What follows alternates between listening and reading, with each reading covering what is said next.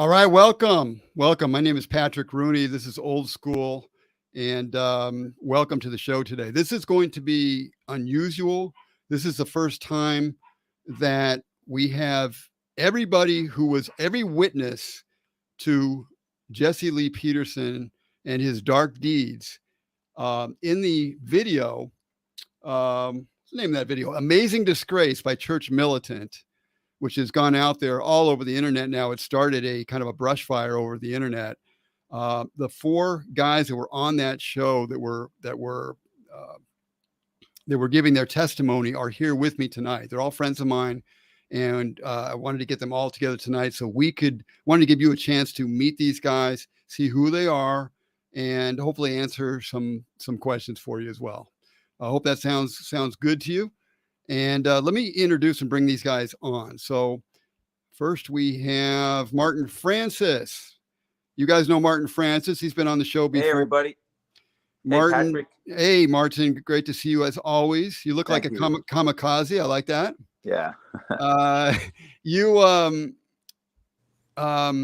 Martin is used to be known as the Bible go-to guy with the Jesse Lee Peterson show. And we're going to get into all that stuff and who he is as well. Let me introduce Samuel, last name Arambula, I believe. Oh, I can't hear you, dude. Why can't I? Hey, there you go. My bad. Hey, Patrick. Hey, Martin. Hey, hey, Sammy. Is it Arambula? Arambula. Oh man, I just butchered your name. Arambula. All right. Very good. You guys recognize Samuel. Samuel is the most recent. I'm going to use words here. They may not be perfect words, but I'm going to use the word victim here for lack of better words. We can argue about whether someone is a so-called victim or not. But he was the most recent victim that I'm aware of from Jesse Lee Peterson in his homosexual grooming and predation. All right. Arman Martikian. Right Hello. On. You guys might recognize Arman as doing out there, I guess, early on doing some testimony. You definitely saw him in the video, in the Amazing Disgrace video as well, telling his story about himself and Trayvon. I almost said Trayvon Martin. I didn't mean Trayvon Martin. What's Trayvon Chapman? You were telling his story as well, and that's a very sad tale of its own. So we'll probably be able to get to that as well. Let me go to the last guy I'm going to try to cram on here, and that's going to be Robert Santner. Robert, how are you? Doing well, thank you. How do you hear me? We hear you, man. You're making us sweat coming at the last minute here. Well, I just got here just on time, you know. Yeah, you just made it in under the door. That's right. So anyway, I'm glad to see you guys. I've known all these guys, and if anyone wants to know who are these guys, I'm gonna let you guys introduce yourselves. But I know all these guys. I've known all of them for a long time. So, well, I'm sorry, Samuel, I don't know as well, but I've talked to Samuel, and knowing and seeing you on video now lately as well, Samuel. I feel like I know you pretty well already. So. I appreciate you guys, and I appreciate you guys coming forward. I appreciate Church Militant.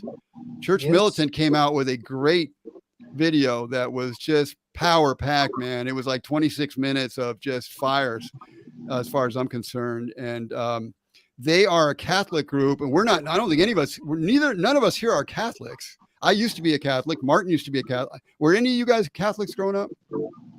Yeah, pretty much. I was like, for me, I went to the Catholic school about way back in 2010 and stuff and everything because I just felt like I needed to do that stuff. So. Okay, so you went back to it. Okay, so I kind of grew up in the church. So Church Militant is a conservative type, more on the right. And when I grew up in my church, we were kind of like wimpy Catholics, we were kind of falling away from all the good moral stuff, but these guys are holding tight to that, and they're going after people in their own church, which I really respect. And now they've gone after Jesse Lee Peterson as well. So hats off to Church Militant, especially Joseph Enders, who put in like gargantuan time and effort and heart and soul into this thing. So right on to him. I also want to commend Anthony Johnson from 21 Studios for we did a long interview yesterday. It was like 3 hours and 40 minutes. It was crazy. Like we did a whole thing with Joseph Enders and me and Anthony. And Anthony's really going after it. He's taken this thing very, very seriously. And Jesse had spoken, and I don't know all the detail, but I know that Jesse's spoken for them numerous times for 21 Studios at the Manosphere conferences. And Anthony is not happy at all to find out that what Jesse has been up to. So anyway, welcome everybody in the chat. Don, Fabian, Kingdom of the Son of God. Mind Over Energy is holding down the fort for us again today. G. Franz is there. A lot of people there already. So, and we're already getting a lot of comments. So I'll do everything I can, but there's a lot to juggle today. Okay. By the way, I hats off to Tony Bruno too. I don't even know Tony Bruno, but I saw you, Samuel, and we can get into this later a little bit. Yeah, I saw that interview. I saw a very good interview on his live stream. And I think Tony Bruno was also part of the 21 Studio, or he went to their event as well. But you can fill us in on that when you get a chance, Samuel. But I really liked the guy. Hearing him last night, it seemed like he's a real genuine guy. Yep. Okay. So let's get into the first thing here. There's a number of questions that people have been asking, whether they're serious about these things and they really want to know, or they're just playing around and they're trying to make us look bad. Whatever their reasoning is, the first question I'm going to throw out to everybody here is, where's the proof? In other words, okay, this video came out. We all are claiming that Jesse Lee Peterson is been scamming people like crazy for a long time, and that he is not who he says he is, and he is a homosexual groomer, somebody who's like kind of setting people up for homosexual behavior. And some of us are also, I have said that he's a predator. I've already said that I had a 10-year wrong relationship with this guy for like a 10-year period. And I came out with this on my blog on oldschoolus.com. I was writing about it for a long time. And I knew when I put those out that I was not the only one. I knew that there was at least one guy from the past who didn't want to put his name out there. But from way long ago, this guy, Jesse, had improperly touched this guy, his privates, okay? And then said something crazy about it afterwards. The guy was sleeping. He wakes up and finds Jesse like touching his thing, right? And what does Jesse do? Instead of saying, "Oh, sorry about that," he tells the guy, "This is what fathers do." Okay. So I knew that there was that other guy out there, and I knew my situation. And my question was, his happened a long time back. Mine happened over here. What was going on in between? And so I started writing about that and finding out that these other guys started popping up, the guys you see in front of you, and they are filling in the blanks of what happened in between. So let me go first to Martin, and you guys can tell a little bit. You guys can tell a little bit about who you are. Just give it like a who you are, especially in relation to Jesse Lee Peterson, so people have some idea about that. We're not just some guys off the street that made up something, knew the guy for 5 minutes or worked for him for a minute or something like that. So go ahead, Martin, and tell your story. You know, society tells us if you see something, say something, right? Yes. We wouldn't be here 31 years into Jesse's lies. We wouldn't be here if that individual you described in the beginning, who Jesse fondled, if he would have just come out, let's say he would have come to church and blew it all up, right? Yeah. If he would have done that, Jesse could have been stopped a couple decades ago. Is that potentially? Right? Yeah, potentially. Yeah, so potentially, when you see something, you know, you're supposed to say something, and especially something that's obvious. He felt like, and I'm going to throw this out because we hear this kind of thing a lot, and it probably stopped some of us from saying anything for a long time. But this guy didn't want to say anything because he said if he didn't meet Jesse and get introduced to Bond, he could be in jail or dead. And he felt like he's so thankful that, you know, that they helped him out, that Bond helped him out, that he felt guilty. And I was fighting that for a long time myself. I fought that for a long time. Like, hey, if I go out and say something, but Jesse's helping people, and what am I? Well, I could be taking down a guy who's actually helping people. So you may want to address that as well, Martin. Yes. Well, it wasn't a struggle with me once, because being a fan of the Bible, right? I know that pastors aren't supposed to be adulterers, fornicators, homosexuals, any of those things. They're supposed to be righteous when it comes to sexual behavior. Absolutely. According to what the Bible considers righteous sexual behavior, right? Yep. And so when I knew how serious it was, that what he had done, being a predator of men who are coming to him for help, men who are confused, who are unhappy, whatever their cases, all the above. When they're coming, even in the psychiatric world, there is ethics. The psychiatrists can't have sex with the people they are, in any way, shape, or form, with the people they are trying to help overcome their issues. Yes.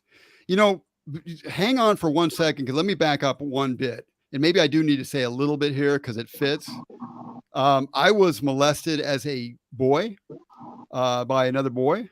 And I was probably about 8 years old. I mean, I didn't write it down in my diary or whatever. So, there's no diary when you're 8 years old. So probably about right around 8, I'm looking at photos of myself and just kind of my best estimate is I'm probably around 8 years old. So I had something, you call it in psychological or spiritual terms, kind of maybe like you get like a weird attraction or something to what traumatized you. And so just so people know about me, fast forward to when I was an adult and I was still not quite over this stuff, although I had not ever acted on it. I met Jesse, and Jesse, one of the first things he did is ask me if I was a homosexual. And he started to counsel me. And the understanding was he was going to counsel me and help me overcome any issues that I had so I could come back to the self that I was when I was born and I was free and I was young. And, I was a free person. I was innocent. I wanted to come back to that innocence that I had. And Jesse was supposed to help me do that. So just for background here, instead, Jesse ended up grooming me. And later we ended up having over a 10-year period of totally wrong sexual relationship. Anyway, I want people to have that background. So, and go ahead, Martin. Yeah. Well, just to dovetail off what you just said, Jesse, he brought these people in. People would come to him because he was trying to repeat back what he learned from Roy Masters, right? Yeah. So he wanted to sound very believable. So Roy Masters, so people don't know, he was a preacher who he kind of like, what's the word? He was mentoring Jesse in a way, and had a radio show with him for a while. Yes, correct. Okay. And at that time, Jesse was undiscovered. Right.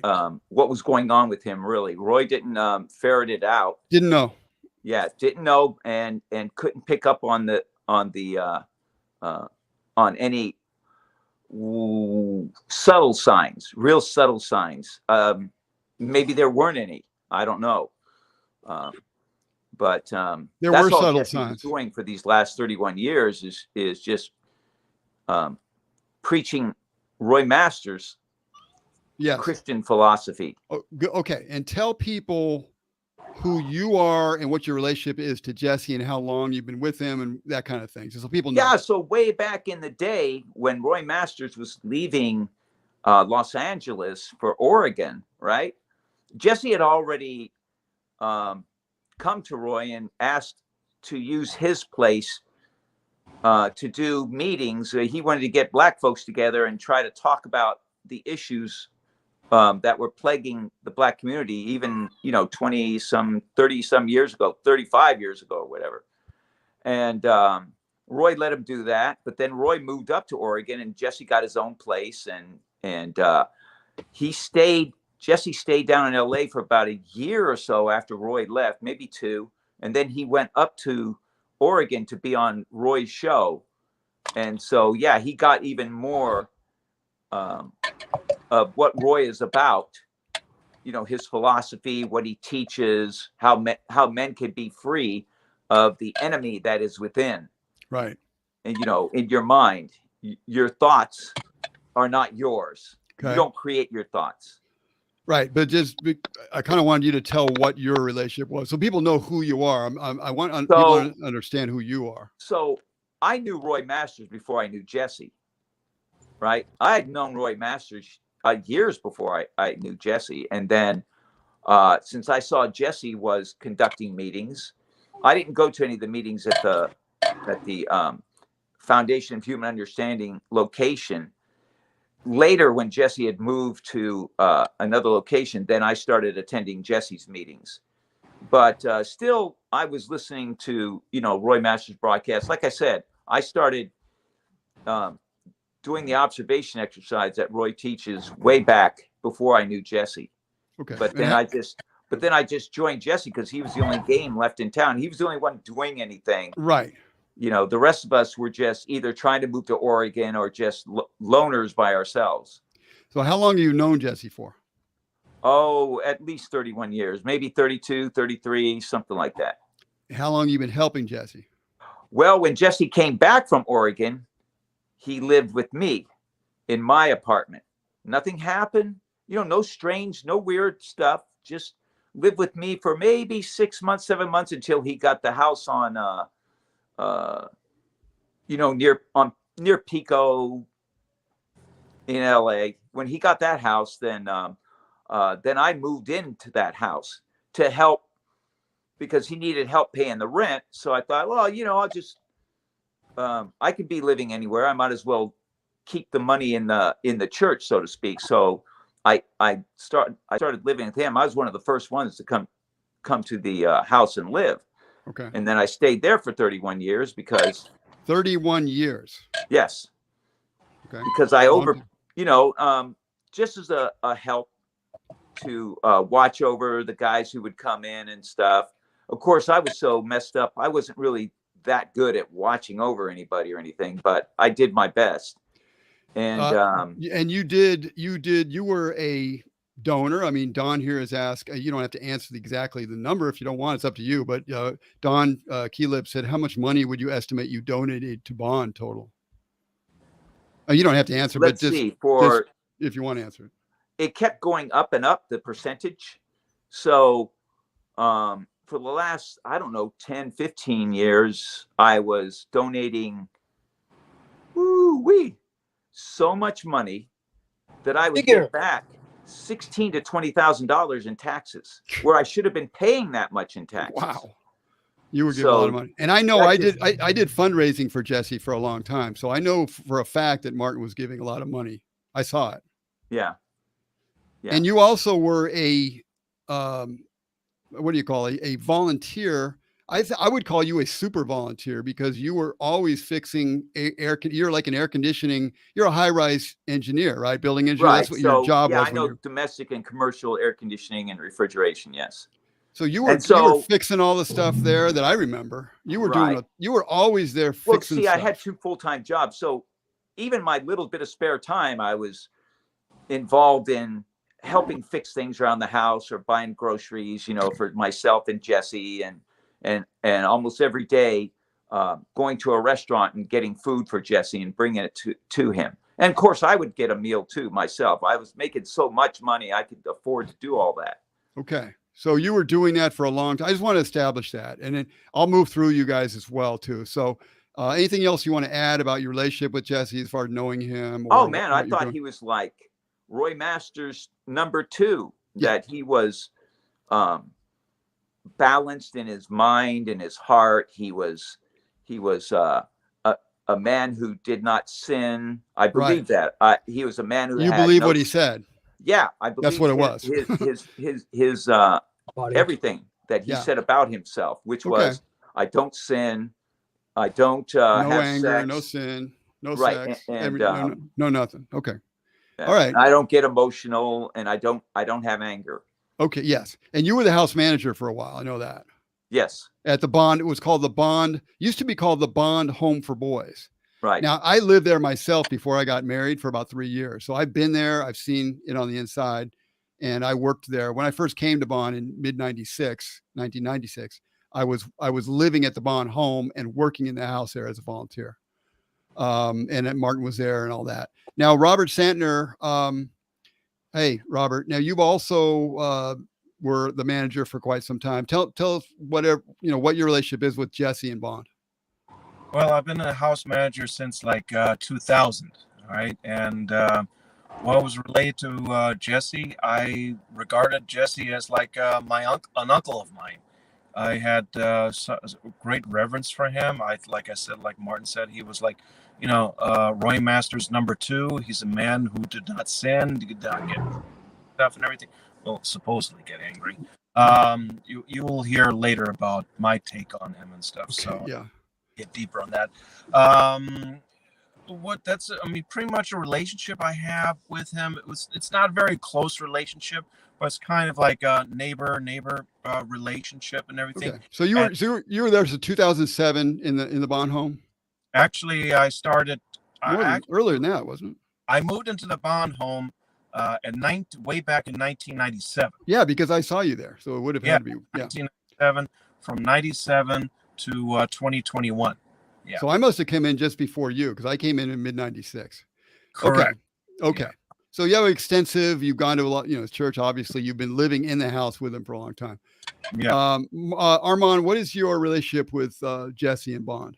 Relationship with Jesse, we go back to early to mid 90s, where my friend Jack, you might even recall it, brought me there. Oh, I remember that. You were like 19. I saw you we had a meeting. You were like 19 years old, and you were in the Bond. We used to do the Bond church in the Bond house. It was all the same before we had the office. Exactly. Yes, since those days.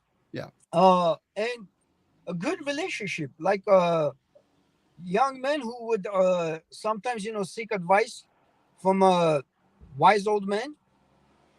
He wasn't old, I wouldn't say that, but the relationship was a lot of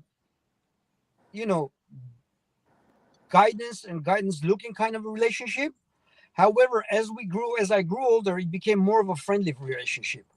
Okay. And again, my incident was so insignificant that I never made anything much out of it.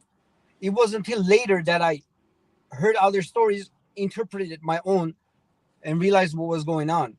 But besides that, we always had a good and healthy relationship. And I said it before, this was the hardest thing for me to do, but we did the interview. Next thing you know, the word predator is going around. I'm like, what? We only said he's homosexual. Why they're saying predator and this and that? But now I confidently use the predator word too. I do too. I could explain why later, and I'm confident using it, and I don't have anything to worry about if it's not accurate. Well, I don't know how it's not accurate. If somebody grooms you and then comes after you, I don't know what you call that. I mean, I would call it predator. Okay, very good. Samuel, what's your relationship with Jesse and Bond? My relationship with Jesse was like it started as a mentorship relationship. Then it developed into like deeper than that, and then it got at its peak. It was like son and father type relationship. We would talk like almost every day on the phone. I would go to every Bond service since I started going there in May 2020. So that was our relationship. Okay. Okay, so we got everybody. So we're clear here that everybody's had a serious knowledge that nobody here is some flyby person off the street. Everybody has been deeply involved to some extent or another with Jesse and Bond. Now I'm going to get into what we're saying, what happened. We don't have to go into super detail for time, but just so we know that everybody here has said that something has happened.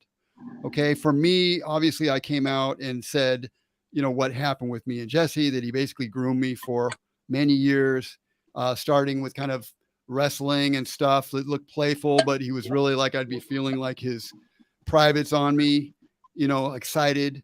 at times and things like that. And every time something like that happened, I just kind of pushed it out of my mind because of the relationship I had with Jesse. He was like my counselor. So I looked up to him. And that's what people don't understand about some of this stuff. You put someone on a particular level above you. And he fostered that by saying he does, you know, as much as he says he's just like everybody else, he also says, I don't sin. I don't have anger and I don't sin. I don't care what someone tells you if they're just like you. If they don't sin and say they don't sin, they've automatically put themselves on a different plane than you are. So he was basically grooming me for a period of time, which I didn't even think about that much. I pushed anything I saw that was out of the ordinary, I pushed out of my mind. Yeah, same so, here. Yeah, and probably We with all everybody. did. Yeah, everybody. And so, Can I add to, yeah, Patrick? go ahead, Arman. Yeah, go ahead. I'm sorry. For those of you that say that we're gonna get to FAQs, I guess, according to Patrick. As much but as we for can. those Yeah. of you that say you're grown ass man, you know, how could you let this happen to it, this and that? My incident was so insignificant, but looking back, I feel fortunate that it didn't take any longer than that, because they are grown men, and I stood no chance at that age. You know, it could have gone a lot worse. And my thing is, for those of you that say, how could you let this?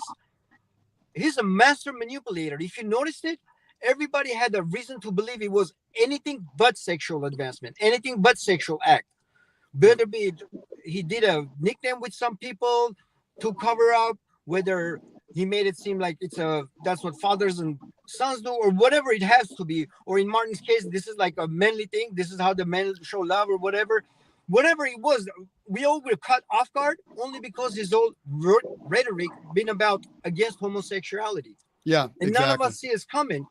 That's why to this day, I don't know if he puts that rhetoric out there because he's afraid and use it as a cover up, or it's his way of to strike as a homosexual without you noticing that this is homosexual behavior, because you're embedded so much that he's so against it, you know. Yeah, Be it, exactly. you know, with his mockery, be it with anything that, you know, none of us saw this coming, you know. No, he didn't. Yeah, exactly. So just to finish up my part, I kind of move that out of the way here, so you guys can get in. So we ended up, there was basically, you know, kind of grooming activity going on for a while. Finally, around 2005, right in there, we went back to, we were doing conferences with the Heritage Foundation, kind of like together. And we did one called Moral Reconstruction, which is kind of funny, but it was called Moral. Now that we're talking about this subject matter, Moral Reconstruction. So that's what we did. We were there. I had been staying with Jesse, like in a motel room at times, traveling and things like that. We were there again. And just so you know, I told a little bit about it on the video, but the way that it first came to happen is we were sitting on the bed talking one night, and he just looks over at me and says, "What do you want to do?" But he said it even more insistent than that. And it was like with a really it was more like, "What do you want to do?" I can't even do it. But he did it with a look in his eye and intensity that it was really kind of scary. It was weird. And yet it's like, I was like, what the hell? And I never saw that from him before. It's like a side that I never saw before. And it was kind of scary. And yet it kind of had a way of throwing me out of, I guess, my normal whatever. And I'm not making excuses for it. I came into this. Yes, I had been molested as a kid, but I never acted any of this stuff out or anything like that. But in that situation, the kind of person I put him into, the pedestal that I put him on, and then when he's saying that, it's almost like he had a certain authority, like he knew better than me. I already thought he knew better than me. So almost anything he would say to me, I would take his word that he somehow knew better than me. Even something that sounds crazy like this. Yes, correct. And from then on, that happened. And as soon as that happened that night, I felt like kind of like relaxed or whatever about it. Like I didn't feel like horrible about it after doing something. And he told me, and I think it's something I was just kind of repressing. So I think I felt okay because I was no longer repressing something. And he told me right then that I was born again. And he would always tell me over the years that day when that first happened, I had been born again right there. Never corrected me from that whatsoever. So I just wanted you guys to know that story from me. Now, I want to get to Samuel I know people have oh, by the way, Brian had a question about that. And let me try to scroll back because Brian did have a question about that. Before I go to Samuel here, let me grab, if I can find Brian's question here, I will find it, but it was way back. Forgive me, guys, but I'm scrolling like a crazy man here. And I don't even see it. I'm sorry. Where Brian? I know Brian had a question. Oh, here it is. Okay, I'm going to put it up. And Brian said, Patrick, in the Church Militant video, you said you and Jesse were on the hotel room bed. Yes, that's right. In the videos, you said you told Jesse what you wanted to do. Right. Thank you. Because he said, what do you want to do? And then what happened is I said, I was shocked for a minute there. And then I said, and then I think he repeated, what do you want to do? He repeated. And I said, and then I told him the different things that I want to do in a sexual way. And he already knew those things because in counseling, we had already talked about those things. He had asked me, what are the kind of things, that you want to do or whatever, blah, blah, blah. And I was stupid enough to kind of tell these things that I'm thinking about overcoming. So when he said, what do you want to do? I told him those same things that I had told him in counseling. I think that answered your question. You said you had told Jesse that before. Okay. Yeah. I just explained it. Hopefully it makes sense to you, Brian. Okay. Samuel, I'm going to move through this as quick as we can. Yeah. Just because matter of time, lots of questions, and I'm trying to get through this. What basically the thing was the difference between what happened with Samuel and me is I think we're making the most deepest accusations here against Jesse because the others are a little bit different. But I started to write about what happened with me and Jesse. And this is after I had told him I don't want to do anymore. I stopped the whole thing and all that. Thank you. And I told him I didn't want anything to do with him, but he was still trying to contact my family because he was my son's godfather and he had married myself and my wife. So we had an ongoing relationship, but I already told him I don't want anything to do with him, but he's still contacting my family. And I'm like, wow, this ain't right. Yeah. And I was like, what's going on here? I didn't want him anywhere near my son at that point.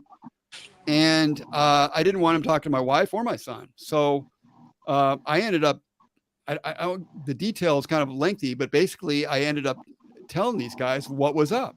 I was going to come out with this stuff. I couldn't be silent anymore. And I just ended up telling them, as a cardinal sin in Jesse world, do not tell your wife you cheated on her. Right. Well, I told my family and it was very, very risky, but I did. And my son, got real angry with me. And I understand because I'm his father. I totally understand that. I was wrong. So people are clear. I was 100% wrong. And I take all responsibility for what happened to me. But I am pointing out also the tricks, the mind tricks that were done that kind of, helped push me along the way. But my son was very angry with me. He didn't believe it. He thought Jesse could literally walk on water. Somebody's doing a lot of clicking, so be careful. Please be careful with clicking right now. But he thought Jesse could walk on water, but that's not that far-fetched because we all thought he was sin-free.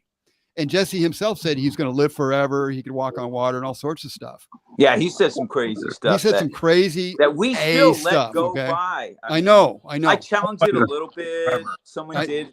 Yeah, people on the show would, but really not much. Yeah. And the staff didn't. Nobody on the staff really went after him. It's ridiculous. About that. Ridiculous. I'm going to live forever. So just to finish mine, my son was mad at me. I understand it, but he wanted to talk on the phone with Jesse. He wanted to hear from Jesse out of the horse's mouth that Jesse did this. So we called with my son listening on the phone. We were on speakerphone. Said what I got Jesse on the phone, talked about what happened. I think maybe my son at that point asked what happened and Jesse denied it. And I said, Jesse, you're a liar. You're a liar. You know what happened. And he finally coughed up and admitted he did it. And we ended up having a separate call with myself, my son and my wife. And they all heard too. And he did apologize to them on the phone. He did apologize to them. But by his actions after that, I could tell that he wasn't serious and he never came clean with his congregation. Okay, that's my story. And that's what happened, is exactly what happened. All right, Samuel, you can tell whatever amount you want, but I want people to at least know that because after I told my story, I started putting out blog posts and I was getting more and more, I was roundabout, but I was getting more and more clear because every week I would say something and Jesse would go into his Sunday service and basically just because kind of like lie. He wouldn't lie straight out, but he would like basically, you know, say, oh, these people saying stuff is crazy, blah, blah, blah. And so I would get more and more pointed, but I never used his name until I heard about Samuel. And Samuel, you can pick up your story, but as soon as I heard about you, I was furious with Jesse. I called him up and yelled at him. And after that, I used his name in articles. Go ahead, Samuel, whatever you want to say. Yeah, so yeah, when you released the article, that's what made me realize what I was in. Because before that, I think I was in denial about it. Like I didn't realize what I was doing.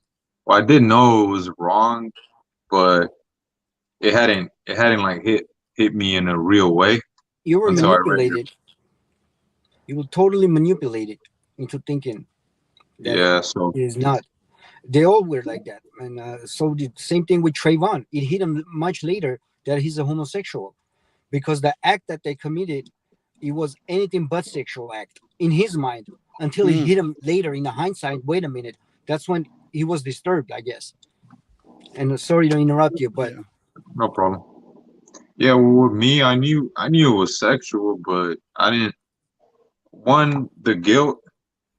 Two, the shame.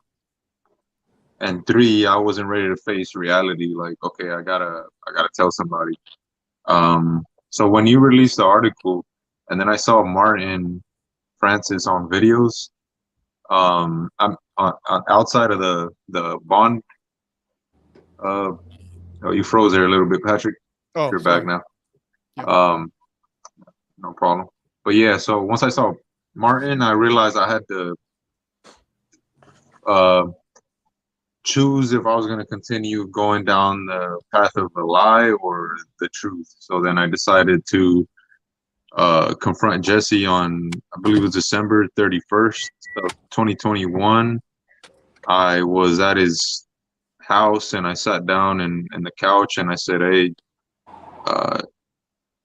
hey, Jesse, so I found out what you and Patrick did for 10 years. And now I realize what you had in plan for me. It was the same, down that same road. And then that's when I told him, I realized what you did when you made me go into the silent prayer. You asked me to go into the silent prayer, and then you made me, and you did that to me. I realize now that, you know, it was wrong, that you actually don't love me as you claim you do.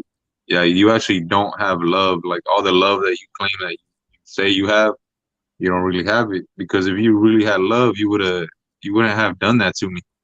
So Samuel, can you explain that just so people understand that? I'm not trying to like make it graphic for people, but I want people to understand the level of what a person can do. To have you know, where you said that you were praying, closing your eyes, and then he was telling you about all thoughts are lies.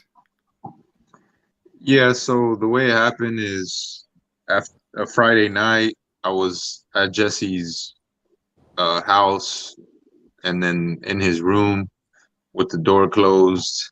And then by this point, our relationship is like real close, real comfortable, where he would ask me, well, and I would gladly like show him my arm, you know, like, oh, check out my arm. Yeah. I'm buff, you know.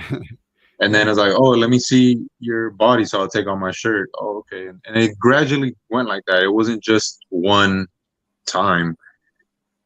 So then he had me pull up my pants to where I could show my legs. And I was like, oh, let me check out my legs. And then I took off my pants to show him better. And then he's like, oh, okay. And then I sat down on the couch, and then he hugged me. He kneeled down in front of me. He hugged me, and then he starts rubbing my thigh and then my private area. And then after that, he could tell I was like real nervous about it. So then he's like, close your eyes and do the silent prayer. If you could get through this, then you could get through anything. Oh, If you could deal with the small things in the right way, you could deal with the big problems in the right way. And he knew I struggled with those like doubts of homosexuality because he knew my past as well. I was molested as a boy, and as a young man, it was I didn't have my father growing up like there with me all the time, protecting me. So Yeah. he knew all those real deep like insecurities and doubts that I had. So I kind of saw it as like, oh well, if I get through this, then I was justifying it in my mind as I'm in it. Although like I'm, you know, on one hand I'm like real shocked and like I need to get up, but then on the other, it's, oh well, if I can get through this. And then also the sexual aspect of it is like when you're aroused, it feels good, you know. That's what your sex is, you know. You feel good, so it's easier to like allow it to happen because at one point it feels good, but it's also wrong, it's also shameful at the same time. So just so we're clear here, though, he at some point had you close your eyes and do a meditation. Yeah, and at the same time, while he's doing that, so it's like the silent prayer, right? While he's doing things, in other words, touching you inappropriately, all these kind of things. Yeah, and the whole time he's like, it's like, you know, his silent prayer video, www.silentprayer.video. By the way, I wouldn't recommend anybody to do it, but that's me. But anyways, it's like he guides you through the meditation, right? Yeah. So that's what he was doing. He was like guiding me through the meditation, but him doing that at the same time. So then after I get up and I'm like, I'm shocked. I'm like, I'm not feeling good about it. You know, I'm not feeling confident about what I just did. I'm not feeling great at all. So then I'm like, okay, I'm leaving, and I left. And on the way home, I'm really in my mind. I'm like, what am I gonna do next? So essentially, that's what happened that day. And what was your question? What else? No, that kind of tells it right there. I'm going to ask a question here, and I think most people can understand what's going on. But I'm going to put up something from my friend Robert, who is going to be challenging what you're saying to some extent. And I'm going to put this on the screen. Okay. So Robert says, no, Samuel, you were not manipulated. Your ego got you in trouble.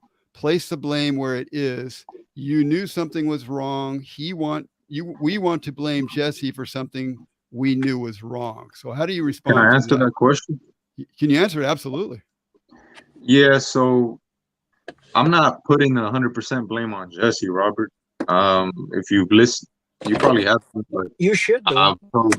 Yeah, you should. Yeah, but let me finish. I don't think 100%. 100%. Yeah. I'm going for 100%. Okay. As far as Samuel, I'm taking my blame for what I did. I think Samuel is too. But actually, as far as any of us, when you're in a weakened state of mind. Okay, well let Samuel finish. Let me Samuel go answer ahead. his question. Go ahead. Yeah, I forgot the question now. Y'all messed me up. Well, he said basically, why are you blaming Jesse, but as if he manipulated, but your ego got you in trouble. He's saying place the blame where it is. You knew something was wrong. We want to blame Jesse for something we knew was wrong. My ego got me in trouble. That's what he's saying. I'm just no. Here's why. I do understand there's some blame on myself. I'm not denying that, but here's why it's wrong for Jesse to have done that. Because for the year and almost a year that I developed a real close relationship with him, he's a pastor. He's a leader of a church. He's a counselor. He's taking me under his wing, giving me advice about life, about business, suggesting what I do, you know, in certain situations. I ask him, Jesse, what do I do in a situation? Oh, you should do this. And I'm like, that makes sense. Okay, cool. So you got to understand, it is like a father-son, or like someone said, like Robert said, uncle type relationship where you really respect this person. Yeah. So I never expected that to be a side of Jesse. Like, yeah, well, for sure. That's why it is his fault. You know, you can't just put the blame on myself, which you can, and I have put the responsibility on myself for not standing up and getting out of there. But the whole point of the documentary and the whole point of me going on to telling my story is because I want to warn people about what Jesse is doing and the danger that you can get into by getting real close to him without really knowing who he really is, like that other side of him. I agree. So you got to put some thought. I want to get to something too, to get the rest of your story too, but I just want to throw this in. This is very important. And people are going to say, I'm saying this to say that people don't have responsibility. I'm just going to talk about a spiritual principle right now that I know to be true. I notice in my own life, you can have somebody, if you give somebody power over you, and it's wrong to do so, but you can easily do it. After being molested, I kind of had a lower opinion of myself. I had a lowered opinion of myself. So everybody else was automatically raised higher than me, especially an authority figure. And so exactly. An authority figure, if an authority figure would tell me something, it was almost like once I made that psychic move, I already was subject to them. They already had power over me. And again, I don't know. I don't really care what this sounds like. This is just the truth. I found this to be true. They had power over me so that they could suggest certain things that I would just kind of like do, yes, yes, I will do that kind of thing. It's very strange. And if you haven't been involved in this kind of thing, you may not know it. But if you have been molested or have something like this happen to you, you probably understand what I'm talking about here. Okay, let me make an example. Let me just a quick analogy. I forget what you call analogy or whatever. An example. You're an Alcoholics Anonymous leader, all right? And you're giving all the people, letting them all come up and talk, and then you're giving your lecture saying, we need to stick together and get over alcohol and all that kind of stuff. And then you befriend one of the people who come to the meetings, and then you go out and help him get drunk. That's what Jesse was. Yeah. Yes. May I? Go ahead, Arman. I'll come back to you, Samuel. Don't worry. Why not take the blame or this and that? When I heard Sam's story, the first thing I did, call him. I said, do not take any blame for it. Do not feel guilty about it, because he approached you from your blind side. He often preaches that, especially boys, they yearn for the love for their father. Him, being raised without his father, he offered that father's love, but that's a predatory behavior in the sense he saw a weakness and he capitalized on it. Correct. Yes. Yeah, he did. I'm going to get back to yes. Yeah. And I want to ask you something else too, but go ahead, Samuel. No, I just wanted to add that, what a Christian pastor who truly believes in our Savior, Jesus Christ, he would not do something like this to a weak man that needs that encouragement. Exactly. Obviously not. Obviously. That's the last person you may want to, that's the last obviously. person. Yeah, that's the last person you're going to expect. Right. Yeah, I agree. So, anyway, you're right. Mr. Mention 803 says, Patrick, you cut Samuel off before he could finish telling us about when he confronted Jesse about it. I would love to hear what Jesse said once Samuel confronted him. If you want to talk about that, go ahead, Samuel. Real brief. So I told him, I forgive you, but I don't know what I'm going to do next. I don't know if I'm going to tell anybody. I just don't know, because this is hard to deal with. It's like real heavy on me. So then he's like, sorry, I guess. I don't know what to say. And then I was like, okay. I was like, okay, that's fine. But I'm just letting you know, that's it. Me and Bond, no more. That is it. And then he goes and adds, by the way, Samuel, the way you're doing this is amazing, because you're coming to me rather than going to anybody else. So manipulation, not to go for everybody else. Yeah. Yeah. And then he's like, instead of intimidating, he's rewarding right now. So he can encourage that, not going anywhere. Excuse me. Yep. Exactly. So, and then he's like, I just want to let you know, you have such an impact on people. People always tell me about you. He's flattering me, Yeah. You have such this impact on people. Wow, you're gonna have a great life as long as you don't tell anybody your vice. Yeah, as long as you don't tell anybody, you're gonna have a great life, buddy. Yeah, and then in the end, And then in the end, I'm like, all right, well, I gotta go. And he tried to give me a hug again, and I was like, no, that is it. No more hugs. Yeah. Wow. Yeah, that's pretty much it briefly. Okay, very good. Robert, Yes. first of all, what are you saying that Jesse's done, or what have you seen that's pretty weird? And I know you were on the video too, but if you want to encapsulate that. Well, on the rehash, just a rehash on that, I've seen like many a times, in addition to the one that I mentioned on the video, let's see, we often have, like, for example, I'm like sitting in the living room with, let's see, with James, Doug, Esteban, and Nick. Okay, and we were just like having just a regular, get together and stuff. And then suddenly Jesse comes unannounced and sits on the sits on the chair, on the easy chair, right? Mhm. And then one thing I notice here, he just digs his hand underneath his underpants and start massaging himself, as we are continuing on our conversation and stuff, and it's just like so inappropriate, you know what I mean? Yeah, he would do that all the time. He would. I don't think it's Yeah, the I worst do thing he's remember done, that. but I saw him do that. He had no shame about that. Fabian's yeah. seen him do that. I've seen him. Fabian was surprised when I didn't say anything one time in the studio because I'd seen him do it so many times. It was just Right, normal for him. right. God bless Fabian. God Yeah. bless Fabian. And God bless. Yeah. I feel a little guilty for giving him a real hard time 10 years ago and stuff. Yeah. Well, let me ask another one because we haven't really talked about this, and somebody's scratching still. So be careful with your hands if you're moving around. Okay. Maybe that's nobody. I'm just hearing something.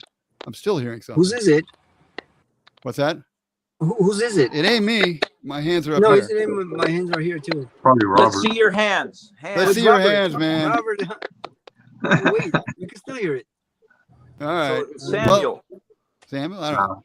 Anyway, Robert, tell a little bit about, because you went to a meeting one time. Some of the guys wanted to confront Jesse at his, talk to him at his house, give him full benefit of the doubt, which is fine, and ask him, questions about what he was doing and why he did it and whatever. And you went there to well, let me just set it up a little bit, or you can set it up if you want, but you, Brian, and your dad went to visit Jesse one day.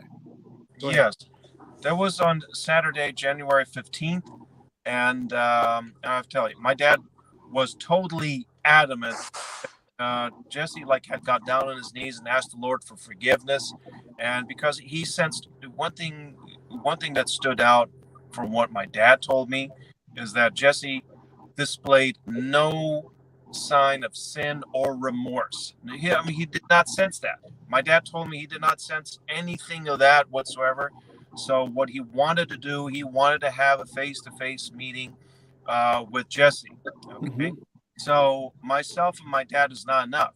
So I have been actually in contact with Brian Mizuraka, thank goodness. So because he would be a real good, reliable witness to our meeting and stuff.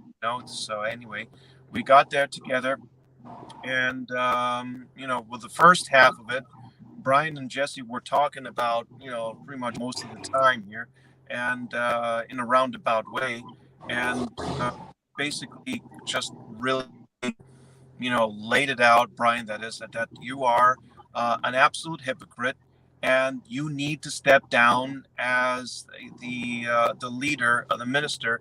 But Jesse maintained, I am not a leader.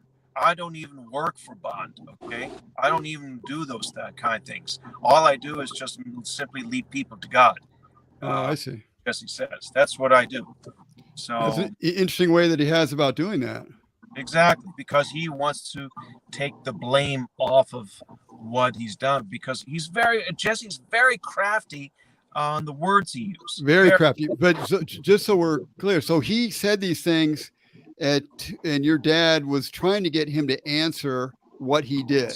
And then what happened with Jesse? I'm about to tell you that. Oh, sorry. I was about to tell you that. And after the, after his time, Brian's time with Jesse was over, then it was my dad's turn. he basically, my dad became like the Sherman tank, really tried to get an answer from him directly with no ifs or buts. And instead of Jesse telling him about the story here, he said, he asked me, why is that important to you? Why is that important to you? Said, well, Jesse, I just wanted to know. And then he just shifted the blame and stuff. He says, well, John, what's wrong with you? What issues do you have? And he said, I have no issues. I'm here to tell you, to ask you, to tell about your double life. He says, this is not important. It's not, why is that important to you? This is basically none of your business. Okay. If you have any other issues that you want to, do you have any other issues you want to talk about, John? And he said, no. It's okay. I'm done with you. Goodbye. Get out of here. Now, John had been a Wow. major, yeah. And I'm not surprised at all. And Jesse kicked these guys out, right? Kicked you guys out of the house, basically. They drove us out and stuff and everything. And of course. Oh, yeah. I think he froze, Rob. Yeah, we all did, I think. Oh, Really? oh, I thought, never mind. I think Samuel froze too. Are you there, Samuel? No, You're he's- there still. Yeah, Okay. Okay. Yep.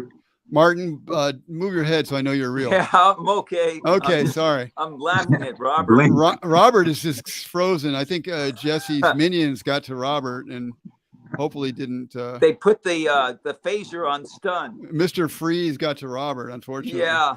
All right. Well, just to finish that, I guess. So Robert, those guys got basically booted out, but Robert's dad was a major donor to Bond, a major volunteer to Bond, A major believer. a major in believer. Jesse. When I first came out with my story, with what I was saying, oh, I think we lost Robert, period. When I first came out with this stuff, Robert's dad was all over me, telling me, don't be hateful. And Jesse is saying the truth. And I listened to his services and it's just so right on and blah, blah, blah. Yeah. And yes. Oh, I'm sorry. Yeah. Finish what you have to say first. No, I just want to wanna say hear- that.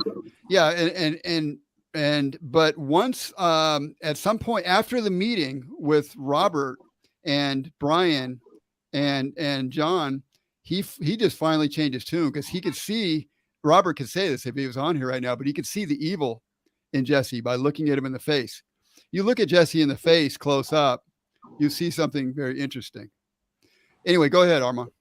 I was gonna say, because I was dying to answer the question. Oh, You I'm said sorry. One Go of the ahead. frequently asked questions about where's your proof, right? Yeah. Here's the thing. It seems that he was very careful and planned, and he didn't leave tracks. As far as we're concerned, we never thought we're gonna go public with this. Yeah. To gather any evidence, to Right. set up traps. No, this is our friend. This is something we're gonna say, hey, what you're doing is out of ordinary and you're affecting lives negatively. You need to turn around. We never thought that it's gonna go public. We're not looking for a court case to gather evidence. We're not setting up no traps, no sting operations, none of that. Yeah. None That's of that. This was gonna happen in the private, behind closed doors, that's- in our own privacy, together. Oh, I can hear myself. Let's get together. Robert, I'm gonna have to pull you off, Robert. Lives affected by this, you know. Go ahead. Robert's on a weird stream again. So Was I heard, or shall I repeat myself? yeah, go Yeah, ahead and repeat that yourself last a little part. bit. Oh, I'm gonna repeat myself. We never thought we're gonna go public. We're not planning to take court. None of that. Therefore, we don't have any evidence, solid evidence. We were gonna do this behind closed doors. So we never thought of, setting up trap on our friend, make a sting operation to gather evidence. None of that. No. Yeah. We Same. thought we're just gonna talk him out of this. I thought the Trayvon's incident was isolated, but when Samuel came out, that's when I knew I had to move with this. I'm gonna go public if he doesn't repent behind closed doors. None of us have luck. We talked separately. We tried to talk him out of it, but he wasn't having it, and that's what puts the situation more dangerous, because if he's denying it or he's not aware of what he's doing, there's more danger. He's gonna affect more lives like this. Absolutely. I was going to try to go back to Robert, but I don't even see him in the picture right now. So that's the answer to their question. Where's the yeah, evidence? We and don't that's have right. it. And the I same thing. have a part 2 to that answer. Hang on. Let me try to get Robert in one more time. Robert, You're doubled up on your audio. doubled up on your audio. I unless cannot you keep you on unless you hang up and come back. hang in up or and come something. back in or something. I don't know, Rob. But everything doubles up that I say. Sorry, buddy. All right, go ahead, Martin. You know what I tell the people when they make Where's the comments proof? like, what proof do you have? And we want proof. I throw it on them. I say, okay, you don't believe our testimony. You Right. want more proof. I've got the perfect proof for you. Go to Jesse, go to his church, stand up and ask him in person, you know, and then their chicken feathers start to come out. Ooh, I can't do that. Well, But I tell them, call on the show. Yeah. And You have it's hard to get in because they're going to have a delay. They're going to screen you really hard. yeah, and all well, that they can go in person. They can email him. They can do whatever. They can do a lot of things. They can do a lot of things. The story, it has two sides of the story. We have this side. Where's the other side? Yeah. Why is it easy to believe the silence side than to believe what we're saying? You know. All right, hang on. I'm going to try to be fair to Robert and get him back in. Robert, hello. Robert, come in. Hello. Yeah, hello. It ain't happening, Rob. Hello. That Obama phone. It's the Obama phone. You got to get rid of your Obama phone and call back in. I can't keep you on because we can't even see you hardly or hear you. But we want to hear from you, but you're going to have to either hang up or something. I don't know. Sorry, buddy. Mr. Freeze is gone. Sorry, but he's going to. All right. Anyway, were you finishing that point, Martin? I'm getting a little so distracted here. If anybody doubts us, like I said, go ask Jesse. Go ask Jesse. And when you ask him, why don't you bring these guys on the Fallen State? Why don't you meet them in private even? Yeah. Why don't you tell him shame on you for lying? How come to this day he hasn't said that? If somebody made a false accusation on me, first thing I'm going to do is pick up the phone, be it publicly or private. I'm going to be like, why are you making this false accusation on me? Shame on you. Where's the shame on you? You know what I mean? He knows Martin for 30 years. He's been helping him. There's never been somebody who's helped Bond more than Martin Francis, okay? So you think even if Martin was wrong, let's just say, you think when Martin comes up to him on video and you see him approaching Jesse and you see Jesse driving in on this car, that's a very expensive car, by the way. Just saying. Sure is. Anyway, he comes in on his car and then he sees Martin. Martin asks him a question. Don't you think that you'd be a brother at least and say, hey, if Martin's a troubled guy, come up and say, Martin, hey, man, I know you're having some trouble right now, but let's work this out or whatever. Same thing with Fabian. When Fabian had problems with him, he could have pulled him aside. And I was wrong because I stood up next to Jesse and allowed that to happen. But just pull your brother aside and say, hey, we're having a difference right now. Let's work it out like they talk about in the Bible. Why don't we don't need to go to the courts or whatever. Let's just work this thing out. And it's obvious that Jesse never wanted to work it out. He never wanted to talk to you. Then you got the video of him crossing a street, pretty much causing an accident. Yeah. And running like a chicken, and then saying that you slept with your brother's wife and running into the Bond building. What the hell is that about? I interpret that as you tell on me, I'll tell on you. Pretty much. That's what it was. That's what it means. Intimidation. Don't you dare to use this video because here I am accusing you of this. Now your secret is out too, so you can't use this video, kind of a thing. I know that's what he thought, but that was too funny of a video. But then again, let me remind you guys for me not to that put it out there. The information that he has about Martin, it's from probably counseling private sessions. Of course it is. Hey, you know what he told me too? For over and over, he would tell me for a while, and then of course he stopped. But he would tell me, Martin, if we ever become enemies and you tell everything about me, or you even make up lies or whatever it was he was saying, right?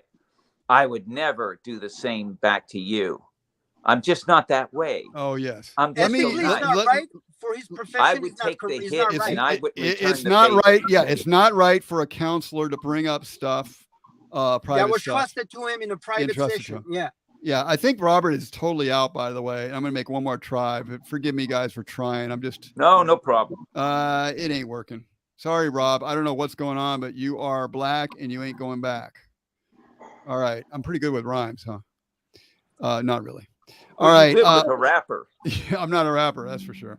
No, I said you live with a rapper. Oh, that's right. Don't quit your day job, right? All right, Brian. Now, Brian is the guy who met with Robert and his father to try to talk some sense into Jesse. Ended up getting kicked out of the house. And Brian is the one that said the classic thing. He said what Jesse did in no uncertain terms, and Jesse said amazing. That's all he could come up with, right? When Jesse has no answer, he says amazing. Yeah. And then Brian said, no, it's not amazing, it's disgusting. I Oh, love wow. that, man. That's the comeback of all times. So Brian is the same guy here. I'm going to show his message. He told at the meeting, is Brian, he said at the meeting, Jesse tried to insinuate that it was Patrick Rooney, this guy here talking to you, was the one who pushed the homosexual relationship. An out and like he out and out lie. Yeah. Here's another thing. At Thank you, first, Brian. when I came out with this, it was all about, oh, he is homosexual, but right? But later, when I look at the Samuel story and everything, that I started using the word predator so easily, you know, because in your case, he on a private, he said, okay, we had sex, but why are you saying I'm manipulating into you? So he knows these stories are going to come out. He doesn't want to be the manipulator because that puts him on the position of it's portray him as a predator. He is, because if you use those manipulation tactics that he used. With my case, I confronted him like a couple of years ago. I didn't know anything about predatory behavior. I thought it was homosexuality. I said, Jesse, your right has been taken away. You can't talk about homosexuality. Talk anything else you want to talk about.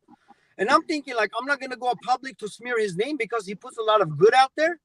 But when I learned how the lives can be affected, such as Samuel's case, I'm like, no way. You know, I'm going public with this, and he has to be stopped.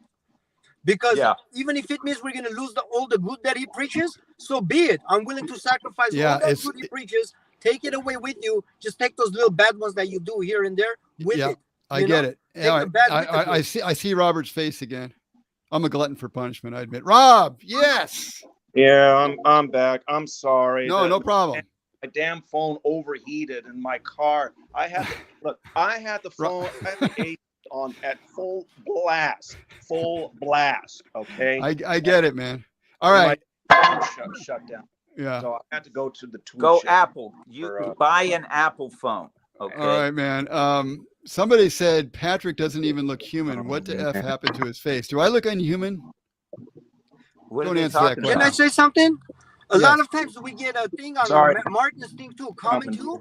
Oh, he looks like crackhead or whatever. You guys need to slow down because Martin is if you don't mind. Robert, what are you doing? Martin, he's battling cancer and went to chemotherapy. He might not look the same as he did in his young days in the video, but you don't need to discredit him for this nonsense, you know? Yeah, it's nutty. Robert, what's up? Man, I was like giving a real at the very moment when I was giving a real meaningful talk about that meeting and stuff here, my phone took a dump. Okay, here's the thing. Let's roll with it. Okay, this is live stuff. If you want to finish your story, go ahead. We're all here. Go ahead. Okay. Okay. Well, now I'm all revived. Now my phone is revived. I have to go to a tool shed, which is right now 102 degrees outside right now here. So I'm only on limited time, unfortunately. Here, so do you want to finish the story or not? Yeah. Okay. Let me try to. Okay. So anyway, there was Let's try back here because I'm holding my phone here. Let me see. January 15th, Saturday. My dad tried to get the truth out and was unsuccessful, and we were basically kicked out. And Jesse turned it around on him, right? Basically, that's what happened. The usual. Yeah. Why do you want to know? Yeah. Correct. People. Let me say things to whoever's being a coward at Bond right now. Anything you say to Jesse, he's either going to deflect or turn it back on you. Okay. Correct. So you have to decide if you're going to hold this guy's feet to the fire. You don't take any crap. You just say, "Hey, I'm asking you a question. Answer the question." Well, people have left. Oh, be ready. He's going to intimidate you with the silence because when I confronted him, he tried indirectly. He tried to threaten me, you know. He said something, well, people are talking about you having sex with other men for drugs money. And I'm like, Well, what did just for sake of record here, Arman, what are you accusing Jesse of doing with yourself and with Trayvon? this is, I'm telling him that I believe in, I believe Trayvon, everything he says.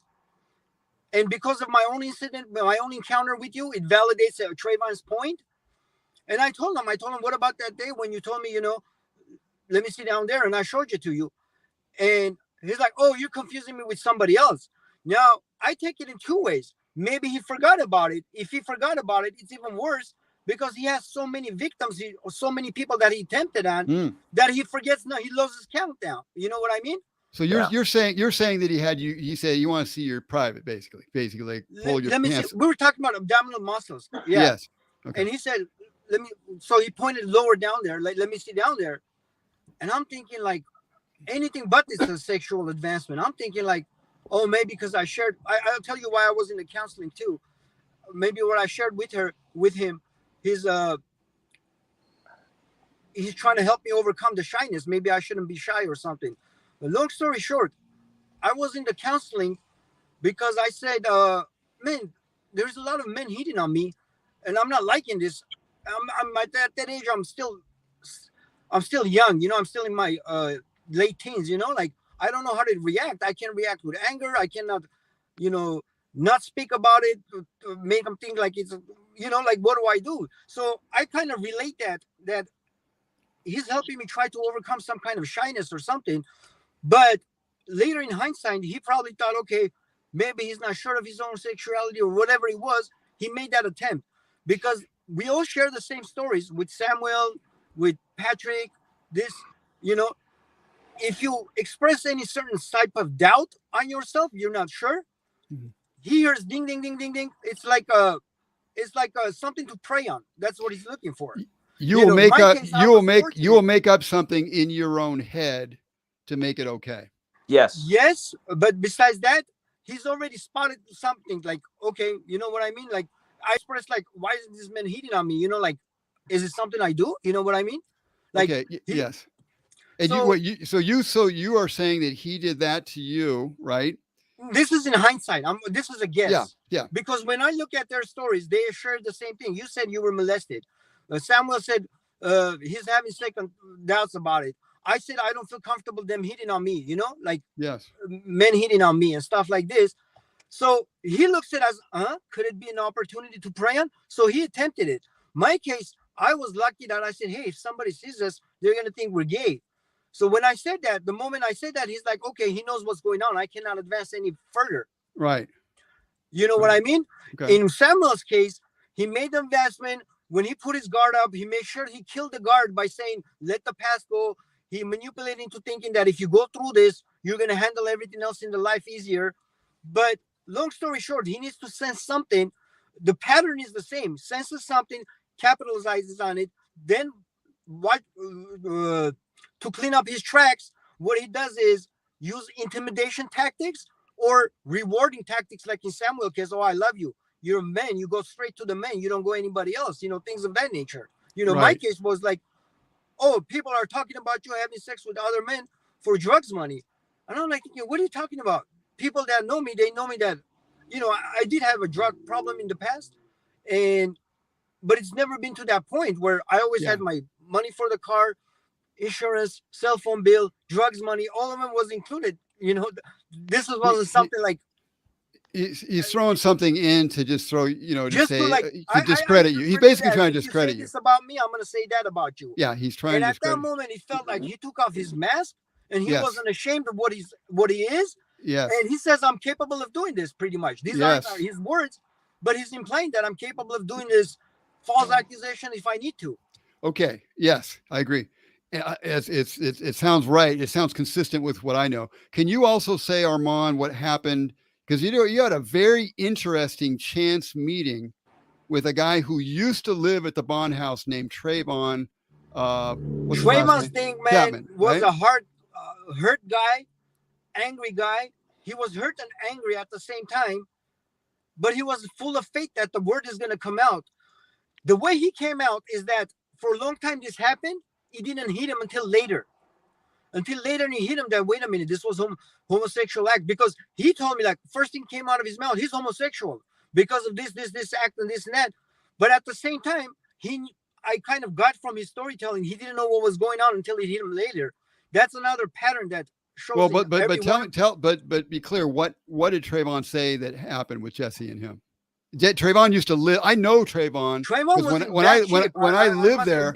Anybody in my shoes would never believe Trayvon because he was in a bad shape mentally, I would say. And when I heard him say that he had nicknames for it, like oral massage and things of that nature, I'm like, okay, that makes sense now. He's without getting wait. Nickname without getting graphic, just so people understand here, because it's going by very quickly. What nicknames for what? Without getting graphic, what are we talking about? That he's one of the acts that supposedly Jesse called oral massage. Okay. And I interpret this Trayvon not being old there, like he had his challenges, we know. And him having a nickname for it is another way of covering up, not to say, hey, this is what actually we're getting engaged in, but this is another nickname. It's an oral massage. It doesn't sound as sexual. Right, you know what I mean? Like, and you met Trayvon in a very unusual place. Very unusual place. This is the reason I didn't want to come out. Not a lot of people know me. Okay. I have been in jail. I'm not proud of it. I've been embarrassed by it for a long time. I didn't want to come up with this just so my story's not out there. But a lot of my friends don't know this. A lot of my relatives didn't know this because I had to lie about it. I never told anybody why. When certain time came that they didn't see me for a year or two, I made up a story that I was working in another town, you know? Yeah. But so you happen to meet him there. I met him in jail. What are the chances of a guy who used to live at Bond meeting another guy who used to be at Bond, who were both involved with Jesse in jail? What's the chances of that happening? Astronomical. Yeah. And when he said that, like, it was so tempting to dismiss it like this guy is crazy, But for some reason, it hit me as a truth, and I couldn't rest with it. I came back, confronted Jesse about it. Him saying, like, quick to say he's on drugs made me think, like, wait a minute, is this a common knowledge? Like, he says he's accusing of bad things. You're not asking what are the bad things. Yeah. So that means you already know what he's accusing you of. Yeah. And you're dismissing it as somebody that comes out of a drug addict, as some kind of hallucination or something, Yeah. And we, by the way, I knew, because I lived at the Bond house during a time where he was also there I was there between, mid 96 to time I got married, basically late 2000. Okay.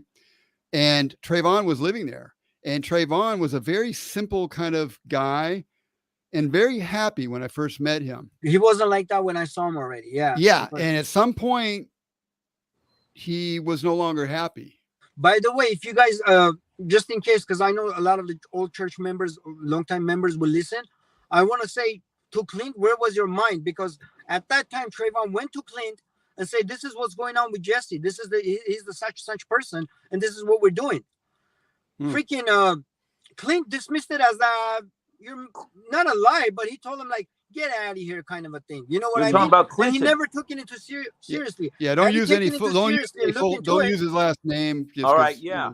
But I can understand that, not excusing it, but I can understand that with the mindset we all had.